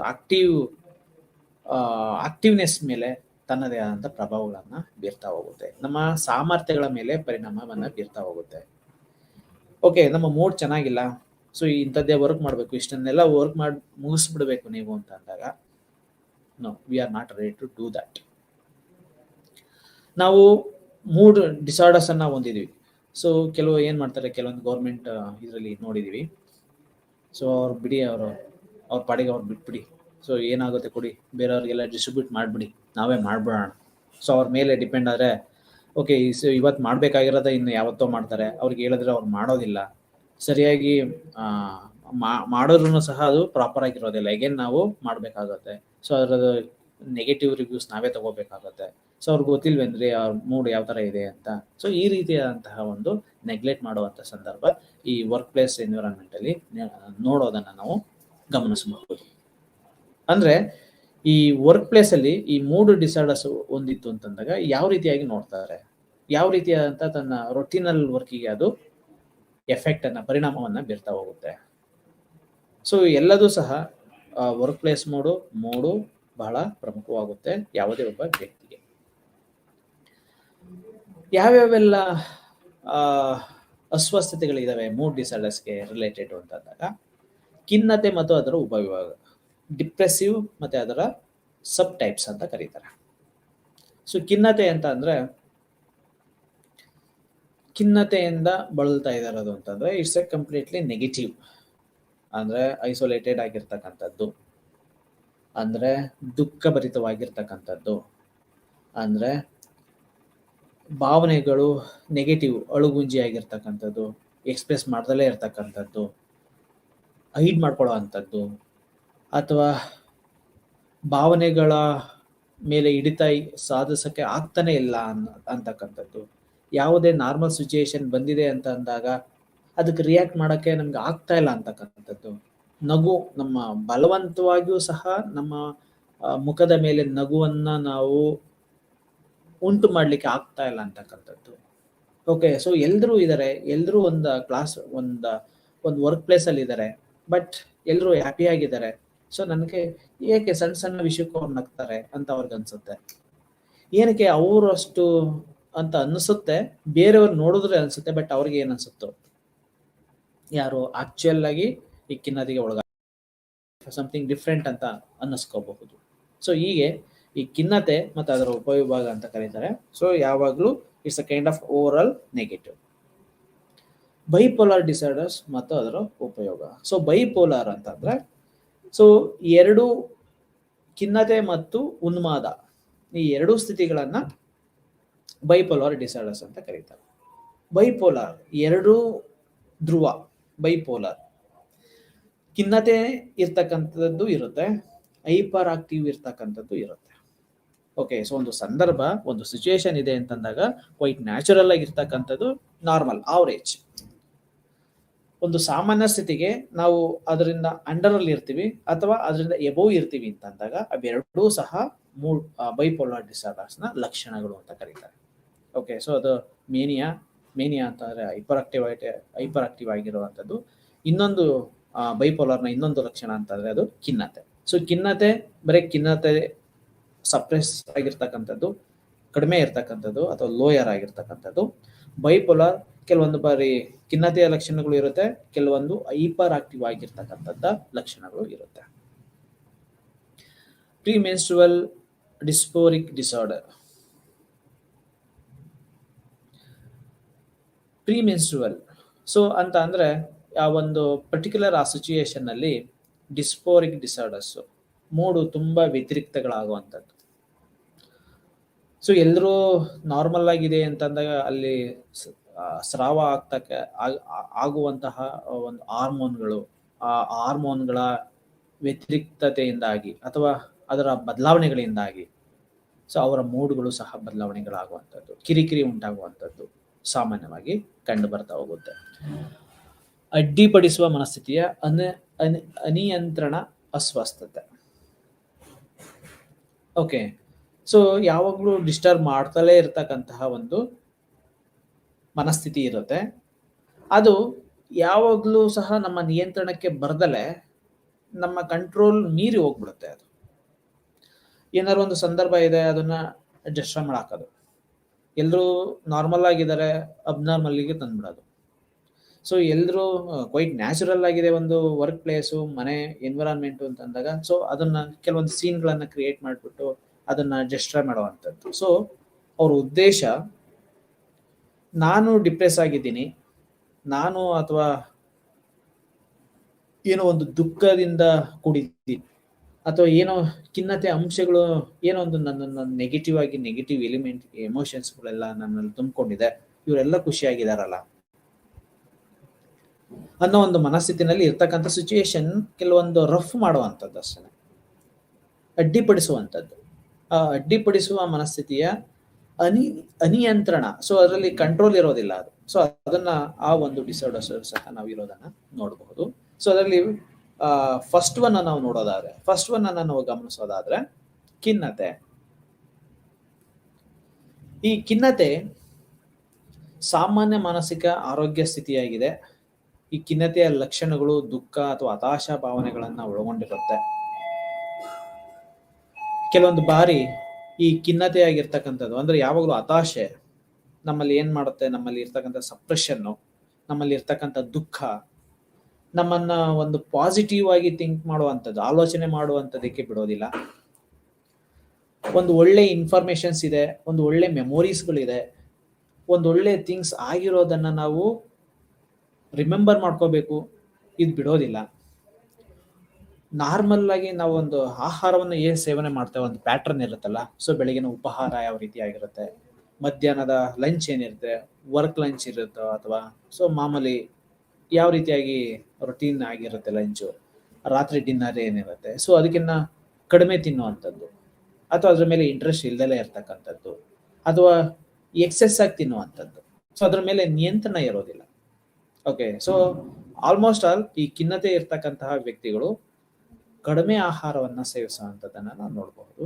ಅದ್ರ ಮೇಲೆ ಇಂಟ್ರೆಸ್ಟ್ ಇಲ್ಲದೆ ಇರ್ತಕ್ಕಂಥದ್ದು. ಸೊ ಯಾವಾಗ ಇಂಟ್ರೆಸ್ಟ್ ಇರೋದಿಲ್ಲ, ಸೊ ಯಾವಾಗ ಅದನ್ನ ಇಷ್ಟಪಟ್ಟು ತಿಂದಲೇ ಇರ್ತಕ್ಕಂಥದ್ದು, ಸೊ ನಮ್ಮ ಜೀರ್ಣಕ್ರಿಯೆ, ನಮ್ಮ ಫಿಸಿಕಲ್ ಆಕ್ಟಿವಿಟೀಸು, ಸೊ ನಮ್ಮ ನಿದ್ರೆ ಇರಬಹುದು, ಮಾನಸಿಕವಾಗಿ ಇರ್ತಕ್ಕಂಥದ್ದು ಇರಬಹುದು, ಸಂಜ್ಞಾನಾತ್ಮಕ ಇರುವಂತಹದ್ದು ಆಸ್ಪೆಕ್ಟ್ಗಳು ಇರ್ಬೋದು, ಎಲ್ಲದ್ರ ಮೇಲೂ ಸಹ ಈ ಒಂದು ಅಂಶ, ಆಹಾರದ ಅಂಶ ನೆಗೆಟಿವ್ ಇಂಪ್ಯಾಕ್ಟ್ ಅನ್ನ ಮಾಡ್ತಾ ಹೋಗುತ್ತೆ.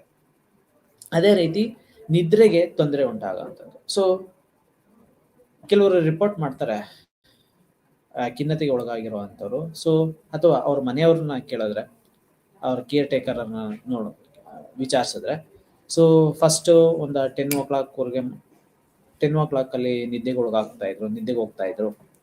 ಸೊ ಬೆಳಗಿನ ವೇಳೆ 5, 6, 7 ಗಂಟೆವರೆಗೂ ನಿದ್ದೆ ಮಾಡ್ತಾ ಇದ್ರು, ಸೌಂಡ್ ಸ್ಲೀಪ್ ಮಾಡ್ತಾ ಇದ್ರು. ಇತ್ತೀಚೆಗೆ ಸೊ ಎಷ್ಟೊತ್ತಾದರೂ ಲೈನ್ ಆನ್ ಆಗಿರುತ್ತೆ. ಸೊ ಎಷ್ಟೊತ್ತಾದರೂ ಅವರು ಆನ್ಲೈನಲ್ಲಿ ಇರ್ತಾರೆ, ಎಷ್ಟೊತ್ತಾದರೂ ಸೊ ಟಿ ವಿ ಅದ್ರ ಪಡೆಗೆ ಅದು ಆನ್ ಆಗಿರುತ್ತೆ. ಸೊ ಈ ರೀತಿಯಾದಂತಹ ಸೊ ದಿನವೆಲ್ಲ ಕೆಲಸವನ್ನ ಅವ್ರದ್ದೇ ಆದಂಥ ಕೆಲಸವನ್ನ ಮಾಡ್ತಾ ಇರ್ತಾರೆ. ಸೊ ರಾತ್ರಿ ಆದರೆ ನಿದ್ದೆಗೆ ಬರೋದಿಲ್ಲ. ನಿದ್ರೆ ಯಾವಾಗ ಮಾಡ್ತಾರೋ, ಎಷ್ಟು ಮಾಡ್ತಾರೋ. ಸೊ ಈ ರೀತಿಯಾದಂತಹ ಒಂದು ಕಂಪ್ಲೇಂಟ್ಸ್ಗಳು ನಿದ್ರೆಗೆ ಸಂಬಂಧಿಸಿದಂಥದ್ದು ಇರುತ್ತೆ. ಸೊ ಆಲ್ಮೋಸ್ಟ್ ಆಲ್ ಅವರ ಆಲೋಚನೆಯ ಪ್ಯಾಟರ್ನ್ಸ್ಗಳು ಇರಬಹುದು, ಸ್ಮರಣಾಶಕ್ತಿ ಇರಬಹುದು, ಅವರ ಆಹಾರದ ಕ್ರಮ ಇರಬಹುದು, ಅಥವಾ ನಿದ್ರೆ ಅಥವಾ ಸ್ಲೀಪ್ ಪ್ಯಾಟರ್ನ್ಸ್ಗಳು ಏನಿರಬಹುದು. ಸೊ ಎಲ್ಲದೂ ಸಹ ಡಿಸ್ಟ್ರಾಯ್ ಆಗ್ತಾವೆ. ಓಕೆ, ಸೊ ಯಾವಾಗ ಇಂಟ್ರೆಸ್ಟ್ ಇರೋದಿಲ್ಲ, ಯಾವಾಗ ಆಕ್ಟಿವ್ನೆಸ್ ಇರೋದಿಲ್ಲ, ಸೊ ನಾವು ಏನು ಸೊ ಏನಾರ ಕೇಳಿದ್ರೆ ಆಗಲಿ ಬಿಡು, ಹೋಗ್ಲಿ ಬಿಡು, ಸೊ ನನಗೆ ಈಗ ಗೊತ್ತಿಲ್ಲ, ಸೊ ಇವಾಗ ನೆನಪಿಗೆ ಬರ್ತಾ ಇಲ್ಲ, ಸೊ ಯಾರೋ ಇರ್ತಾರೆ ಬಿಡು. ಸೊ ನೀವೇನಾದರೂ ಈಗ ಮೆಂಟಲ್ ಸ್ಟೇಟಸ್ ಎಕ್ಸಾಮಿನೇಷನ್, ಡಿಪ್ರೆಸಿವ್ ಖಿನ್ನತೆಗೆ ಒಳಗಾಗಿರ್ತಕ್ಕಂತಹ ವ್ಯಕ್ತಿಗಳ ಮೆಂಟಲ್ ಸ್ಟೇಟಸ್ ಎಕ್ಸಾಮಿನೇಷನ್ ನೀವು ತೆಗೆದುಕೊಳಕ್ ಹೋದ್ರೆ, ಅವರ ಕರೆಂಟ್ ಅಥವಾ ರೀಸೆಂಟ್ ಪಾಸ್ಟ್ ಇನ್ಫಾರ್ಮೇಶನ್ ಏನಾದ್ರು ಕೇಳಕ್ ಹೋದ್ರೆ ಸೊ ನೆಗ್ಲೆಕ್ಟೆಡ್ ಉತ್ತರಗಳನ್ನ ಕೊಡ್ತಾ ಹೋಗ್ತಾರೆ, ಆರಿಕೆ ಉತ್ತರಗಳನ್ನ ಕೊಡ್ತಾ ಹೋಗ್ತಾರೆ. ಸೊ ಇವಾಗ ನನಗೆ ಇಂಟ್ರೆಸ್ಟ್ ಇಲ್ಲ, ಸೊ ಇವಾಗ ಅದು ಯಾಕಾದ್ರೂ ನೆನಪಿಸ್ಕೋಬೇಕು, ಅದು ಯಾಕೆ ಬೇಕು ಇವಾಗ. ಸೊ ಈ ರೀತಿಯಾದಂತಹ ಉತ್ತರಗಳು ಅವರ ಹೆಚ್ಚಿಗೆ ಕೊಡುವಂಥದ್ದನ್ನ ನಾವು ನೋಡ್ತಾ ಹೋಗ್ಬೋದು. ಅಂದ್ರೆ ಅವರು ಸ್ಮರಣ ಶಕ್ತಿಗೆ ಅಥವಾ ಸ್ಮರಣೆಗೆ ಇಂಪಾರ್ಟೆನ್ಸ್ ಕೊಡುವಂಥದ್ದು ಆಬ್ವಿಯಸ್ಲಿ ಕಡಿಮೆ ಆಗ್ತಾ ಹೋಗುತ್ತೆ. ಓಕೆ, ಸೊ ಒಂದು ಅಟೆನ್ಷನ್ ಸೀಕಿಂಗು ಇರೋದಿಲ್ಲ. ಓಕೆ, ಯಾವಾಗ ಅಟೆನ್ಷನ್ಸ್ ಇರೋದಿಲ್ಲ, ಒಂದು ವಿಷಯಗಳಿಗೆ ಸ್ಕಿಪ್ ಆಗ್ತಾ ಹೋಗ್ತಾರೆ. ಕೋಪ ಮತ್ತೆ ಆತಂಕ ಇವೆಲ್ಲವೂ ಸಹ ಅದಕ್ಕೆ ಕಾರ್ಲೇಟ್ ಆಗ್ತಾ ಹೋಗುತ್ತೆ. ಸೊ ಈ ರೀತಿಯಾದಂತಹ ವಿಷಯಗಳು ಅವರಲ್ಲಿ ಅಥವಾ ಭಾವನೆಗಳ ಒಂದು ಅಸಮತೋಲನೆಗಳು ಇರೋದಂಥದ್ದನ್ನ ನಾವು ನೋಡ್ತಾ ಹೋಗ್ಬಹುದು. ಒಬ್ಬ ವ್ಯಕ್ತಿಯು ಕ್ಲಿನಿಕಲ್ ಖಿನ್ನತೆಯ ರೋಗ ನಿರ್ಣಯವನ್ನ ಸ್ವೀಕರಿಸಲು ಕನಿಷ್ಠ 2 ವಾರಗಳು ಇರಬೇಕು. ಓಕೆ, ಸೊ ಈ ಖಿನ್ನತೆಗೆ ಸಂಬಂಧಿಸಿದಂತೆ ಸೊ 2 ವಾರಗಳು ಅಂದರೆ ಅದರ ಕನ್ಸಿಸ್ಟೆಂಟ್ ಆಗಿ ಸೊ ಎಷ್ಟು ಇಂಟೆನ್ಸಲ್ ಆಗಿ ಇರುತ್ತೆ ಅನ್ನೋದ್ರ ಆಧಾರದ ಮೇಲೆ ಒಂದು ವ್ಯಕ್ತಿ ಹೇಗೆ ಅಥವಾ ಯಾವ ರೀತಿಯಾದಂತಹ ರೋಗ ಲಕ್ಷಣಗಳನ್ನ ಹೊಂದಿದ್ದಾನೆ ಅನ್ನೋ ಒಂದು ರೋಗ ನಿರ್ಣಯವನ್ನ ನಾವು ಕೈಗೊಳ್ಳಬಹುದು. ಅದರಲ್ಲಿರ್ತಕ್ಕಂಥ ಡ್ಯೂರೇಷನ್ ಆಫ್ ದ ಸಿಂಪ್ಟಮ್ಸ್ ನ ಆಧಾರದ ಮೇಲೆ, ಇಂಟೆನ್ಸಿಟಿ ಆಫ್ ದ ಸಿಂಪ್ಟಮ್ಸ್ ಇವುಗಳ ಆಧಾರದ ಮೇಲೆ. ಸೊ ಮಿನಿಮಮ್ 2 ವೀಕ್ಸ್ ಅಂತ ಹೇಳ್ತಾರೆ. So 2 weeks, 2 months, 3 months. So ಅದರ ತೀವ್ರತೆಗಳ ಎಲ್ಲ ಎಲಿಮೆಂಟ್ಗಳ ಆಧಾರದ ಮೇಲೆ ನಾವು ಹೇಳ್ತಾ ಹೋಗ್ಬೋದು. ಪೆರಿಮಾರ್ಟಮ್ ಖಿನ್ನತೆ, ಪ್ರಸವಾನಂತರದ ಖಿನ್ನತೆ ಅಂತ ಕರೀತಾರೆ. ಓಕೆ, ನೌವೇಡೇಸ್ ಈ ಪ್ರಸವಾನಂತರದ ಖಿನ್ನತೆ ಏನಿದೆ, ಡಿಪ್ರೆಷನ್, ಪೋಸ್ಟ್ ಮಾರ್ಟಮ್ ಡಿಪ್ರೆಷನ್ ಏನಿದೆ, ಕ್ವೈಟ್ ನ್ಯಾಚುರಲ್ ಅನ್ನೋ ಒಂದು ಅಂದ್ರೆ ಇಟ್ಸ್ ಅ ಕಾಮನ್ ಥಿಂಗ್ ಅನ್ನೋ ರೀತಿಯಾಗಿ ಹೋಗಿದೆ. ಏನಕ್ಕೆ ಅಂತಂದ್ರೆ ಈ ರೀತಿಯಾದಂಥ ಖಿನ್ನತೆ ಗರ್ಭಾವಸ್ಥೆಯಲ್ಲಿ ಅಥವಾ ಗರ್ಭಾವಸ್ಥೆಯ ಅಂತ್ಯದ ನಂತರ ಮಹಿಳೆಯರು ಮತ್ತು ಜನದ ಸಮಯದಲ್ಲಿ ನಿಯೋಜಿಸಿದ ಜನರಲ್ಲಿ ಈ ಒಂದು ಡಿಸಾರ್ಡರ್, ಈ ಒಂದು ಖಿನ್ನತೆ ಕಂಡು ಬರ್ತಾ ಇರ್ತಾರೆ ಸಾಮಾನ್ಯವಾಗಿ. ಸೊ ಮಹಿಳೆಯರು ಮತ್ತು ಜನರು ಏನಿರ್ತಾರೆ, ಈ AFAB ಮಗುವಿನ ನಂತರ ಹಾರ್ಮೋನಲ್ ಚೇಂಜಸ್ ಆಗೋದ್ರಿಂದ ದೈಹಿಕ ಭಾವನಾತ್ಮಕವಾಗಿ ಆರ್ಥಿಕ ಮತ್ತು ಸಾಮಾಜಿಕ ಬದಲಾವಣೆಗಳಿಗೆ ಸಾಮಾನ್ಯವಾಗಿ ಅನುಭವಿಸ್ತಾ ಹೋಗ್ತಾರೆ. ಹಾರ್ಮೋನಲ್ ವ್ಯತ್ಯಾಸಗಳಾಗ್ತಾ ಹೋಗುತ್ತೆ. ಏನಕ್ಕೆ ಅಂತಂದ್ರೆ ಕನ್ಸೀವ್ ಆದಂತ ಸಂದರ್ಭದಲ್ಲಿ ಏನ್ ಫ್ಲೋ ಆಗ್ತಾ ಹೋಗುತ್ತೆ ಹಾರ್ಮೋನ್ಸ್. ಸೊ ಮಗು ಬೆಳವಣಿಗೆ ಆಗ್ತಾ ಸೊ ಅದರದೇ ಆದಂತ ಒಂದು ಕೆಮಿಕಲ್ಸು, ಸೊ ಒಂದು ಜೀವಿಯ ಉಗಮ ಆಗ್ತಾ ಇದೆ, ಅದು ಡೆವಲಪ್ ಆಗ್ತಾ ಇದೆ ಅಂತಂದ್ರೆ it's A composition of chemical. ಅದು ಹಾರ್ಮೋನ್ ಇಂದ ಹಿಡಿದು ಎಲ್ಲಾ ರೀತಿಯಾದಂಥ ಕೆಮಿಕಲ್ ಕಾಂಪೊನೆಂಟ್ಗಳು ಸೇರ್ಕೊಂಡು ಒಂದು ಮಗು ಸಣ್ಣದೇ ಇರ್ತಕ್ಕಂಥದ್ದು ದೊಡ್ಡದಾಗ್ತಾ ಹೋಗುತ್ತೆ. 9 months all of A sudden 9 months duration ಅಲ್ಲಿ ಆಫ್ಟರ್ ಡೆಲಿವರಿ ಸಂದರ್ಭದಲ್ಲಿ ಅದು ಕಟ್ ಆಗೋದ್ರಿಂದ ಅಂಬಲಿಕಲ್ ಕಾರ್ಡ್ ಸಪ್ರೇಟ್ ಆಗುತ್ತೆ ಮಗು ಮದರ್ ವೂಮ್ನಿಂದ. ಸೊ ಅಂತ ಮೂಮೆಂಟ್ ಅಲ್ಲಿ ಮಹಿಳೆಯರಲ್ಲಿ ಉತ್ಪಾದನೆ ಆಗಿರ್ತಕ್ಕಂಥ ಹಾರ್ಮೋನ್ ಪ್ರಮಾಣದಲ್ಲಿ ವೇರಿಯೇಷನ್ಸ್ ಆಗೋದ್ರಿಂದ ಈ ರೀತಿಯಾದಂತಹ ಭಾವನೆಗಳು ಅಥವಾ ಭಾವನೆಗಳಲ್ಲಿ ಏರಿಳಿತಗಳು ಉಂಟಾಗುವಂಥದ್ದನ್ನು ನಾವು ಕಾಣಬಹುದು. ಓಕೆ. ಸೊ ಕೆಲವೊಂದು ಆಡು ಭಾಷೆನಲ್ಲಿ ಸನ್ನಿ ಅಂತ ಕರೀತಾರೆ. Okay. So after delivery so ಅವರು ಹೇಗೇಗೋ ಆಡ್ತಾರೆ, ಅಥವಾ ಆ ಮಗುವನ್ನ ಯಾರಿಗೂ ನೋಡ್ಕೊಳೋದಕ್ಕೆ ಅಥವಾ ಮುಟ್ಟೋದಕ್ಕೂ ಬಿಡೋದಿಲ್ಲ, ಅಥವಾ ಯಾರ ಮಾತನ್ನು ಕೇಳೋದಿಲ್ಲ. ಅವ್ರಿಗೆ ಬಂದಂಗೆ ಮಾತನಾಡ್ತಿರ್ತಾರೆ, ಅವ್ರಿಗೆ ತೋಚಿದ್ದನ್ನು ಮಾಡ್ತಾ ಹೋಗ್ತಾರೆ, ಯಾರ ಮಾತನ್ನು ಕೇಳೋದಿಲ್ಲ, ಐಸೋಲೇಟೆಡ್ ಆಗಿರ್ತಾರೆ, ಯಾರ ಜೊತೆಗೂ ಬೆರೆಯೋದಿಲ್ಲ. ಸೊ ಈ ರೀತಿ ಏನೋ ಸನ್ನಿ ಹಿಡಿದಿದೆ ಅನ್ನೋ ರೀತಿಯಾಗಿ ಆಫ್ಟರ್ ಡೆಲಿವರಿ ಏನು ಸಮ ಪ್ರಮಾಣದಲ್ಲಿ 9 months ಡ್ಯೂರೇಷನ್ ಏನು ಒಂದು ಫ್ಲೋ ಆಗ್ತಾ ಇರುತ್ತೆ, ಅದು ಪ್ರಮಾಣ ನಿಧಾನಗತಿನಲ್ಲಿ ಜಾಸ್ತಿ ಆಗ್ತಾ ಹೋಗುತ್ತೆ. ಆಫ್ಟರ್ ಕನ್ಸೀವು 9 months ಆದ್ಮೇಲೆ ಒಮ್ಮೆಲೆ ಅದು ಅಂಬಿಲಿಕಲ್ ಕಾರ್ಡ್ ಕಟ್ ಆಗೋದ್ರಿಂದ ಸೊ ಇರ್ತಕ್ಕಂಥ ಫ್ಲೋ ಏನಿರುತ್ತೆ ಸೊ ಅದು ಎಕ್ಸಸ್ ಆಗೋದ್ರಿಂದ ಓಕೆ, ಅದು ಮಗುವಿಗೆ ಪಾಸ್ ಆಗ್ದಲೇ ಇರ್ತಕ್ಕಂಥದ್ದು ಸಂದರ್ಭ ಬರುತ್ತೆ ಆಫ್ಟರ್ ಅಂಬಿಲಿಕಲ್ ಕಾರ್ಡ್ ಕಟ್ ಆಗೋದ್ರ ನಂತರ. ಅಲ್ಲಿ ಆಗಿರ್ತಕ್ಕಂಥ ಬದಲಾವಣೆಗಳು, ಆ ಬದಲಾವಣೆಗಳು ಆ ಹಾರ್ಮೋನಲ್ ಇಂಬ್ಯಾಲೆನ್ಸ್ ಏನಾಗುತ್ತೆ, ಅದು ಎಕ್ಸಸ್ ಆಫ್ ಹಾರ್ಮೋನ್ಸ್ ಏನಿರುತ್ತೆ ಅದು ನಮ್ಮ ದೈಹಿಕವಾಗಿ, ಭಾವನಾತ್ಮಕವಾಗಿ, ಸಾಮಾಜಿಕವಾಗಿ ಸೊ ಅನೇಕ ಬದಲಾವಣೆಗಳು ಆಗೋದನ್ನ ನಾವು ನೋಡ್ತಾ ಹೋಗ್ಬೋದು. ಸೊ ಈ ಬದಲಾವಣೆಗಳು ಪ್ರಸವ ನಂತರದ ಖಿನ್ನತೆಯ ಲಕ್ಷಣಗಳನ್ನು ಉಂಟು ಮಾಡುತ್ತೆ. ಓಕೆ. ಸೊ ಭಾವನಾತ್ಮಕ, ಎಮೋಷನಲಿ ದಿ ಕಾಂಟ್ ಟಾಲರೇಟ್. ದೈಹಿಕವಾಗಿ ಎರಡನ್ನೂ ಮ್ಯಾಚ್ ಮಾಡ್ಲಿಕ್ಕೆ, ಭಾವನಾತ್ಮಕವಾಗಿ ಮತ್ತು ದೈಹಿಕವಾಗಿ ಮ್ಯಾಚ್ ಮಾಡ್ಲಿಕ್ಕೆ ಆಗೋದಿಲ್ಲ. ಸೊ ಯಾವಾಗ ಆಗೋದಿಲ್ಲ, ಸೊ ಪೇನ್ ಇರುತ್ತೆ, ಅದ್ರ ಜೊತೆಗೆ ಕೇರ್ ತಗೋಬೇಕಾಗಿರುತ್ತೆ. ಇನ್ನೊಂದು ಜೀವಿ ಅಂದ್ರೆ ಮಗುದು ಸಂದರ್ಭ ಜೊತೆಗೆ, ಸಮಯದೊಂದಿಗೆ ಸೊ ಎಲ್ಲರ ಜೊತೆಗೆ ಕೋಪ್ ಅಪ್ ಮಾಡ್ಕೋಬೇಕಾಗಿರುತ್ತೆ, ಬ್ಯಾಲೆನ್ಸ್ ಮಾಡ್ಕೋಬೇಕಾಗಿರುತ್ತೆ. ಸೊ ಯಾವಾಗ ಆಲ್ ಆಫ್ ಎ ಸಡನ್ ಈ ಎಲ್ಲ ಎಲಿಮೆಂಟಿಗೂ ಸಹ ಟೈಮ್ ಅನ್ನ ಸ್ಪೆಂಡ್ ಮಾಡ್ಲಿಕ್ಕೆ ಆಗ್ತಾ ಇಲ್ಲ, ಬ್ಯಾಲೆನ್ಸ್ ಮಾಡ್ಲಿಕ್ಕೆ ಆಗ್ತಾ ಇಲ್ಲ ಅಂತ ಸಂದರ್ಭದಲ್ಲಿಯೂ ಸಹ ಈ ರೀತಿಯಾದಂತ ಬದಲಾವಣೆಗಳು. ಓಕೆ. ಸೊ ಆರ್ಥಿಕವಾಗಿ ಬದಲಾವಣೆಗಳಾಗಬಹುದು, ಸಾಮಾಜಿಕವಾಗಿ ಅವರ ಮಾನಸಿಕ ಸ್ಥಿತಿ ಮೇಲೆ ಬದಲಾವಣೆಗಳಾಗಬಹುದು. ಕೆಲವೊಂದು ಬಾರಿ ಎಂಥೋಸಿಸ್ಟಿಕ್ ಆಗಿರಬಹುದು, ಆದರೆ ಕೆಲವೊಂದು ಬಾರಿ ಅದು ನೆಗೆಟಿವ್ ಎಲಿಮೆಂಟಿಗೂ ಸಹ ಅದು ಕಾರಣ ಆಗ್ತಾ ಹೋಗುತ್ತೆ. ಓಕೆ. ಸೊ ಇದು ಸಾಮಾನ್ಯವಾಗಿ ಸನ್ನಿ ಅಂತಕ್ಕಂಥದ್ದು ಏನು ನಾವು ಸಾಮಾನ್ಯವಾಗಿ ಕೇಳ್ಬರ್ಬೋದು ಈ ಆಡು ಭಾಷೆನಲ್ಲಿ. ಸೊ ಅದು ಮುಂದುವರಿದ ಭಾಗವಾಗಿ ಖಿನ್ನತೆಯ ಲಕ್ಷಣಗಳು, ರೋಗ ಲಕ್ಷಣಗಳು ಉಂಟಾಗೋದನ್ನ ನಾವು ನೋಡ್ತಾ ಹೋಗ್ಬೋದು. ನಿರಂತರ ಖಿನ್ನತೆಯ ಅಸ್ವಸ್ಥತೆ. ಸೊ ನಿರಂತರವಾಗಿ ಅಂದ್ರೆ ದೀರ್ಘಕಾಲಿಕವಾಗಿ, ಸೊ ಇದು ಖಿನ್ನತೆಯ ದೀರ್ಘಕಾಲದ ರೂಪವಾಗಿದ್ದು ಕನಿಷ್ಠ 2 ವರ್ಷಗಳವರೆಗೆ ಇರುತ್ತೆ ಅಂತ ಹೇಳ್ತಾರೆ. ಓಕೆ. ಒಂದು 2 weeks, 2 months, 3 months ಖಿನ್ನತೆಯ ಲಕ್ಷಣಗಳು, ರೋಗ ಲಕ್ಷಣಗಳು ನಮ್ಮಲ್ಲಿ ಇದಾವೆ ಅಂತ ಅಂದಾಗ ಅದನ್ನ ನಾವು ಖಿನ್ನತೆ ಅಂತ ಸ್ಪಷ್ಟವಾಗಿ ಹೇಳಬಹುದು. ಇಂತಹ ರೋಗ ಲಕ್ಷಣಗಳು ಸೊ ಒಂದು 3 months ಆಫ್ಟರ್ ಟ್ರೀಟ್ಮೆಂಟ್ ಕೆಲವೊಂದು ಡಿಫ್ರೆಂಟ್ ಥೆರಪೀಸ್ಗಳನ್ನು ಕೊಡೋದ್ರ ಮುಖಾಂತರ, ಕೆಲವೊಂದು ಮೆಡಿಸಿನ್ಸ್ಗಳ ಮುಖಾಂತರ, ಕೆಲವೊಂದು ತನ್ನದೇ ಆದಂತಹ ಒಂದು ಚಿಕಿತ್ಸಾ ವಿಧಾನಗಳ ಮುಖಾಂತರ ಕಡಿಮೆ ಆಗ್ತಾ ಹೋಗುತ್ತೆ. ಕಡಿಮೆಯಾದ ಅಥವಾ ಎನ್ವಿರಾನ್ಮೆಂಟಲ್ ಅಥವಾ ಅವರಿರ್ತಕ್ಕಂಥ ಆರ್ಥಿಕ ಪರಿಸ್ಥಿತಿ, ರೀಸನ್ಸ್ ಯಾವುದು ಅದ್ರ ಬೇಸ್ ಮೇಲೆ ಅದು ಇಲ್ಲ ಅಂತ ಸಂದರ್ಭದಲ್ಲಿಯೂ ಸಹ ಈಗ ಎಮೋಷನಲ್ ಚೇಂಜಸ್ಗಳಾಗ್ಬೋದು, ಫೈನಾನ್ಷಿಯಲ್ ಕಂಡೀಷನ್ಸ್ ಚೇಂಜಸ್ಗಳಾಗ್ಬೋದು, ಸೋಷಿಯಲ್ ಸ್ಟೇಟಸ್ಗಳು ಚೇಂಜಸ್ಗಳಾಗಬಹುದು, ಅಥವಾ ಯಾವುದ್ರಲ್ಲೂ ಅವ್ರು ಎಕ್ಸ್ಪೆಕ್ಟ್ ಮಾಡಿರೋ ಅಂತ ರಿಸಲ್ಟ್ ಬಂದಿಲ್ಲ ಅಂತ ಅಂದಾಗ, ಸೊ ಯಾರೊಂದಿಗೋ ಎಕ್ಸ್ಪೆಕ್ಟ್ ಮಾಡಿದ್ದು ನಮಗೆ ಅದು ರೀಚ್ ಆಗ್ತಾ ಇಲ್ಲ ಅಂತ ಅಂದಾಗ, ಸೊ ಬೇರೆ ರೀಸನ್ಸ್ ಇದ್ದಾಗ ಅವುಗಳಲ್ಲಿ ಬದಲಾವಣೆಗಳಾಗೋದ್ರಿಂದ ಸೊ ನಮ್ಮಲ್ಲಿ ಇರ್ತಕ್ಕಂತಹ ರೋಗ ಲಕ್ಷಣಗಳು, ಖಿನ್ನತೆಯ ರೋಗ ಲಕ್ಷಣಗಳು ಕಡಿಮೆ ಆಗಬಹುದು ಅಥವಾ ಮರೆಮಾಚಬಹುದು. ಆದಾಗ್ಯೂ ಕಂಟಿನ್ಯೂಸ್ ಆಗಿ ಮಿನಿಮಮ್ 2 years ಇದೆ ಅಂತ ಅಂದಾಗ ಅದನ್ನ ನಿರಂತರ ಖಿನ್ನತೆಯ ಅಸ್ವಸ್ಥತೆ.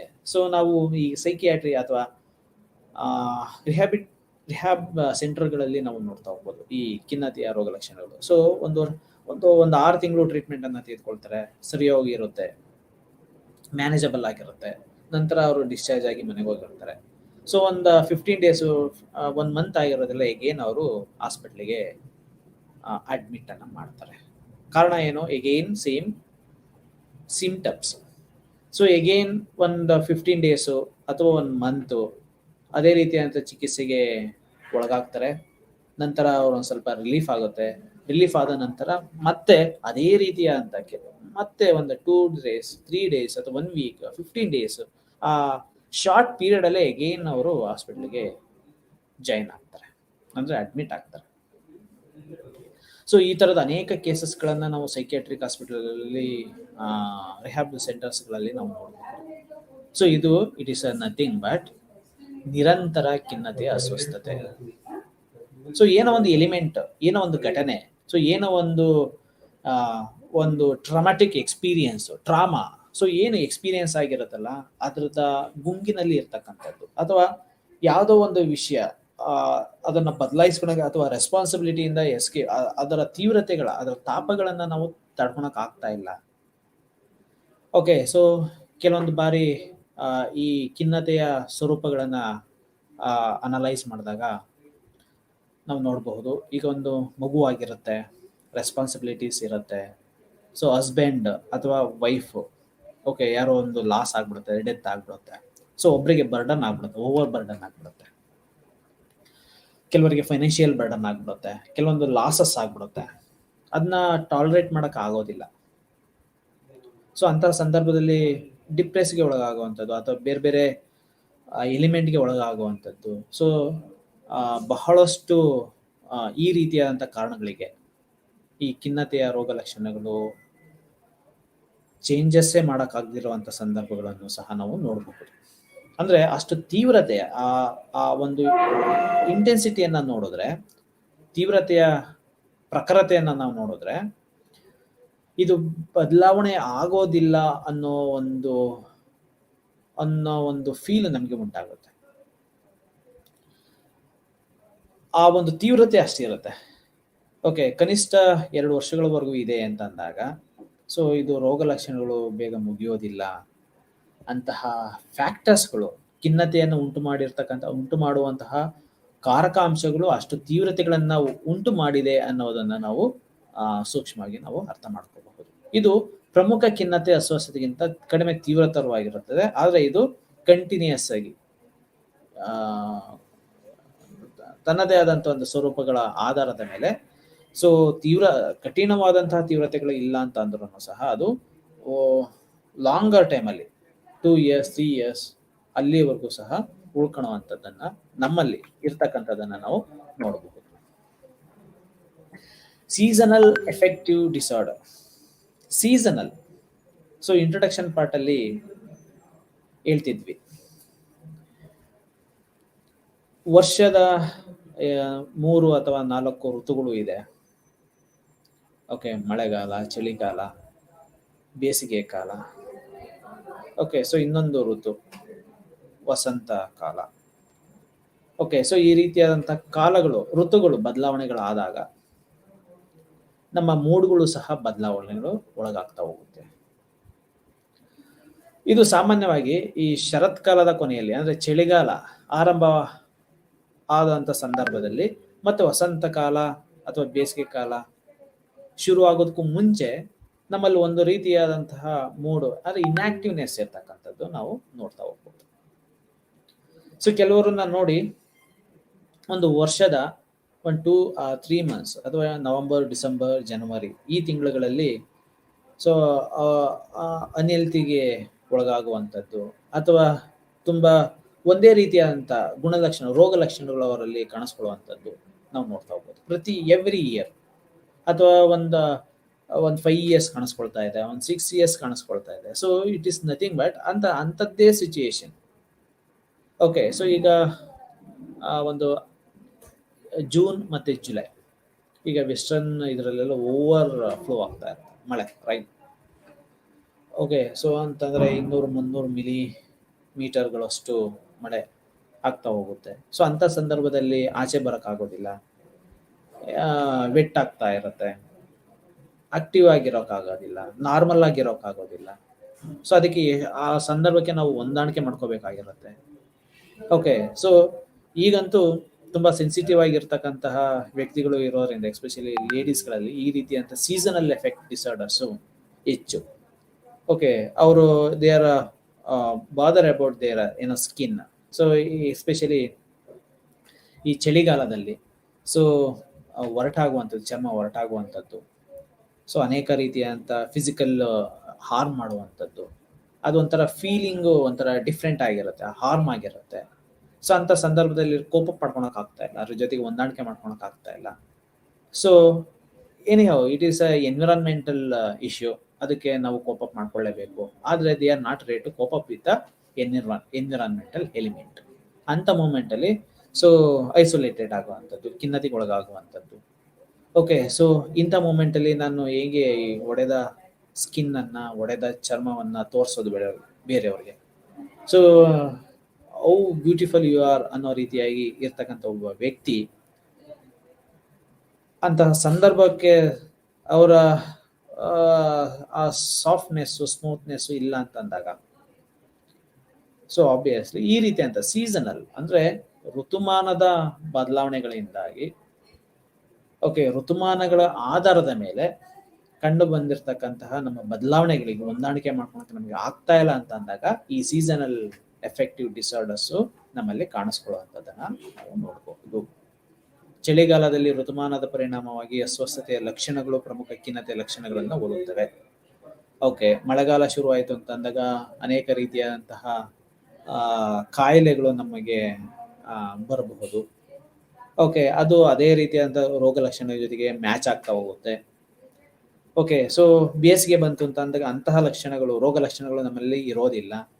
ಓಕೆ, ಸೊ ಈಗ ಚಳಿಗಾಲಕ್ಕೂ ಬೇಸಿಗೆಗೂ ಸೊ ಯಾವಾಗ ಅಲ್ಲಿರ್ತಕ್ಕಂಥ ರೋಗ ಲಕ್ಷಣಗಳು, ಅಲ್ಲಿರ್ತಕ್ಕಂಥ ನಮ್ಮ ಬಿಹೇವಿಯರು, ಅಲ್ಲಿರ್ತಕ್ಕಂಥ ನಮ್ಮ ಮೂಡು ಕಂಪೇರ್ ಮಾಡಿದ್ರೆ ಸೊ ಅಲ್ಲಿ ಕೆಲವೊಂದು ಬಾರಿ ವಯಸ್ಸ ವರ್ಷ ಇರ್ತಕ್ಕಂಥದ್ದು. ಸೊ ಅಲ್ಲಿ ಹ್ಯಾಪಿ ಆಗಿರ್ಬೋದು, ಇಲ್ಲಿ ಸ್ವಲ್ಪ ಡಿಪ್ರೆಸಿವ್ ಆಗಿರ್ಬೋದು. ಸೊ ಇಲ್ಲಿರ್ತಕ್ಕಂಥ ಎನ್ವಿರಾನ್ಮೆಂಟ್ ಅಲ್ಲಿ ನಾವು ಎಕ್ಸ್ಪೆಕ್ಟ್ ಮಾಡಲಿಕ್ಕೆ ಆಗೋದಿಲ್ಲ. ಸೊ ಅಲ್ಲಿ ಇರ್ತಕ್ಕಂತಹ ಮೂಡ್ ಕೆಲವೊಂದು ಬಾರಿ ಇಲ್ಲಿ ಇರ್ತಕ್ಕಂತಹ ಸಂದರ್ಭಕ್ಕೆ ವೇರಿಯೇಷನ್ಸ್ ಆಗ್ತವೆ. ಸೊ ಹೀಗೆ ಋತುಮಾನದ ಕಾರಣದಿಂದಾಗಿ ನಮ್ಮಲ್ಲಾಗ್ತಕ್ಕಂತಹ ಬದಲಾವಣೆಗಳು ಅಥವಾ ವಾತಾವರಣದಲ್ಲಿ ಆಗ್ತಕ್ಕಂಥ ಬದಲಾವಣೆಗಳಿಗೆ ನಾವು ಯಾವಾಗ ಅದಕ್ಕೆ ಕೋಪ್ ಅಪ್ ಮಾಡ್ಕೊಳಕ್ ಆಗೋದಿಲ್ಲ. ಅದರಿಂದ ನಾವು ಏನು ಎಕ್ಸ್ಪೀರಿಯನ್ಸ್ ಮಾಡಬೇಕಾಗಿರುತ್ತೆ, ಏನು ನಮ್ಮ ಲೈಫ್ ಸ್ಟೈಲ್ಗಳನ್ನ ಚೇಂಜಸ್ ಮಾಡ್ಕೋಬೇಕಾಗಿರುತ್ತೆ, ಅದಕ್ಕೆ ಅಡ್ಜಸ್ಟ್ ಆಗ್ತಾ ಇಲ್ಲ, ಕೋಪ್ ಅಪ್ ಮಾಡ್ಕೊಳಕ್ ಆಗ್ತಾ ಇಲ್ಲ ಅಂತ ಸಂದರ್ಭದಲ್ಲಿ ಉಟ್ಕೊಳ್ಳುವಂತಹ ಒಂದು ತಿಕ್ಕಾಟದ ಪರಿಣಾಮವಾಗಿ ಆಗ್ತಕ್ಕಂತಹ ಒಂದು ಲಕ್ಷಣಗಳು, ರೋಗ ಲಕ್ಷಣಗಳು ಖಿನ್ನತೆ. ಸೈಕೋಸಿಸ್ನೊಂದಿಗೆ ಇರ್ತಕ್ಕಂಥ ಖಿನ್ನತೆ, ಇದು ಭ್ರಮೆಗಳು. ಓಕೆ, ಸೊ ನಮ್ ಕೈಲಿ ಆಗಲ್ಲ ಅಂತ ಅಂದಾಗ ಕೆಲವೊಂದು ಭ್ರಮಾಲೋಕದಲ್ಲಿ ಇರ್ತಕ್ಕಂಥದ್ದು. ಓಕೆ, ಸ್ಥಿರ ಆದ್ರೆ ಸುಳ್ಳು ನಂಬಿಕೆಗಳನ್ನ ಹೊಂದುವಂಥದ್ದು, ಪಾಸ್, ಏನೋ ಒಂದು ಸಮಥಿಂಗ್ ಹ್ಯಾಪನ್, ಏನೋ ಒಂದು ಮಿರಾಕಲ್ ಆಗ್ಬಿಡುತ್ತೆ ಇರಿ. ಕೆಲವೊಂದು ಮನೋವಿಕೃತ ಪ್ರಸಂಗಗಳೊಂದಿಗೆ ಸಂಯೋಜಿಸಲ್ಪಟ್ಟ ತೀವ್ರ ಖಿನ್ನತೆಯ ಒಂದು ವಿಧ. ಓಕೆ, ಸೊ ಯಾರೋ ಬಂದು ನನಗೆ ಸೇವ್ ಮಾಡ್ತಾರೆ. ಓಕೆ, ಸೊ ನಾನು ಇರೋ ಅಂಥದ್ದನ್ನ ನಾನು ಇವರು ನಾರ್ಮಲ್ ಪೀಪಲ್ ಒಪ್ಪಲಿಲ್ಲ ಅಂತಾದ್ರು something else is there to accept my behaviour ಅನ್ನೋ ರೀತಿಯಾಗಿ ಇದೆ. ಕೆಲವೊಂದು ಭ್ರಮಾಲೋಕದಲ್ಲಿ ಇವರು ವ್ಯವಹಾರ ಮಾಡುವಂಥದ್ದು, ವಿಹರಿಸುವಂಥದ್ದು, ಅಥವಾ ಭ್ರಮಾಲೋಕದಲ್ಲಿ ಇರ್ತಕ್ಕಂಥದ್ದು, ಆಲೋಚನೆಗಳನ್ನು ಮಾಡ್ತಕ್ಕಂಥದ್ದು. ಅಂದ್ರೆ ಈ ನಾರ್ಮಲ್ ಸಿಚುಯೇಷನ್ಗೆ ಅವರು ಒಂದು ಹೆಜ್ಜೆಯನ್ನ ದಾಟಿರ್ತಾರೆ. ಸೊ ಅವರು ಈ ಸೈಕೋಸಿಕ್ಸ್ ನೊಂದಿಗೆ ಇರ್ತಕ್ಕಂಥ ಖಿನ್ನತೆ. ಸೊ ಇಂಥವರು ಇವರು ಸ್ವಲ್ಪ ಡೇಂಜರ್. ಏಕೆಂತಂದ್ರೆ ಇವರಲ್ಲಿ ಈ ಆತ್ಮಹತ್ಯೆ ಅಂತ ಆಲೋಚನೆಗಳು ಬರುವಂಥದ್ದು ಸಹಜ. ಓಕೆ, ಈ ಸೈಕೋಸಿಸ್ನೊಂದಿಗೆ ಯಾರು ಇರ್ತಾರೆ, ಖಿನ್ನತೆ ಯಾವಾಗ ಜೊತೆಗೆ ಅದು ಕನೆಕ್ಟ್ ಅನ್ನ ಹೊಂದಿರುತ್ತೆ, ಈ ಕನೆಕ್ಟ್ ಆಗಿರ್ತ ಸಂದರ್ಭದಲ್ಲಿ ಈ ಆತ್ಮಹತ್ಯೆಯ ಆಲೋಚನೆಗಳು ಬರುವಂಥದ್ದು ಸಹಜವಾಗಿರುತ್ತೆ. ಸೊ ಇಲ್ಲಿಗೆ ಸಮಯ ಮುಗಿದಿದೆ, ಕಂಟೆಂಟ್ ಮುಗಿದಿದೆ. ಧನ್ಯವಾದಗಳು.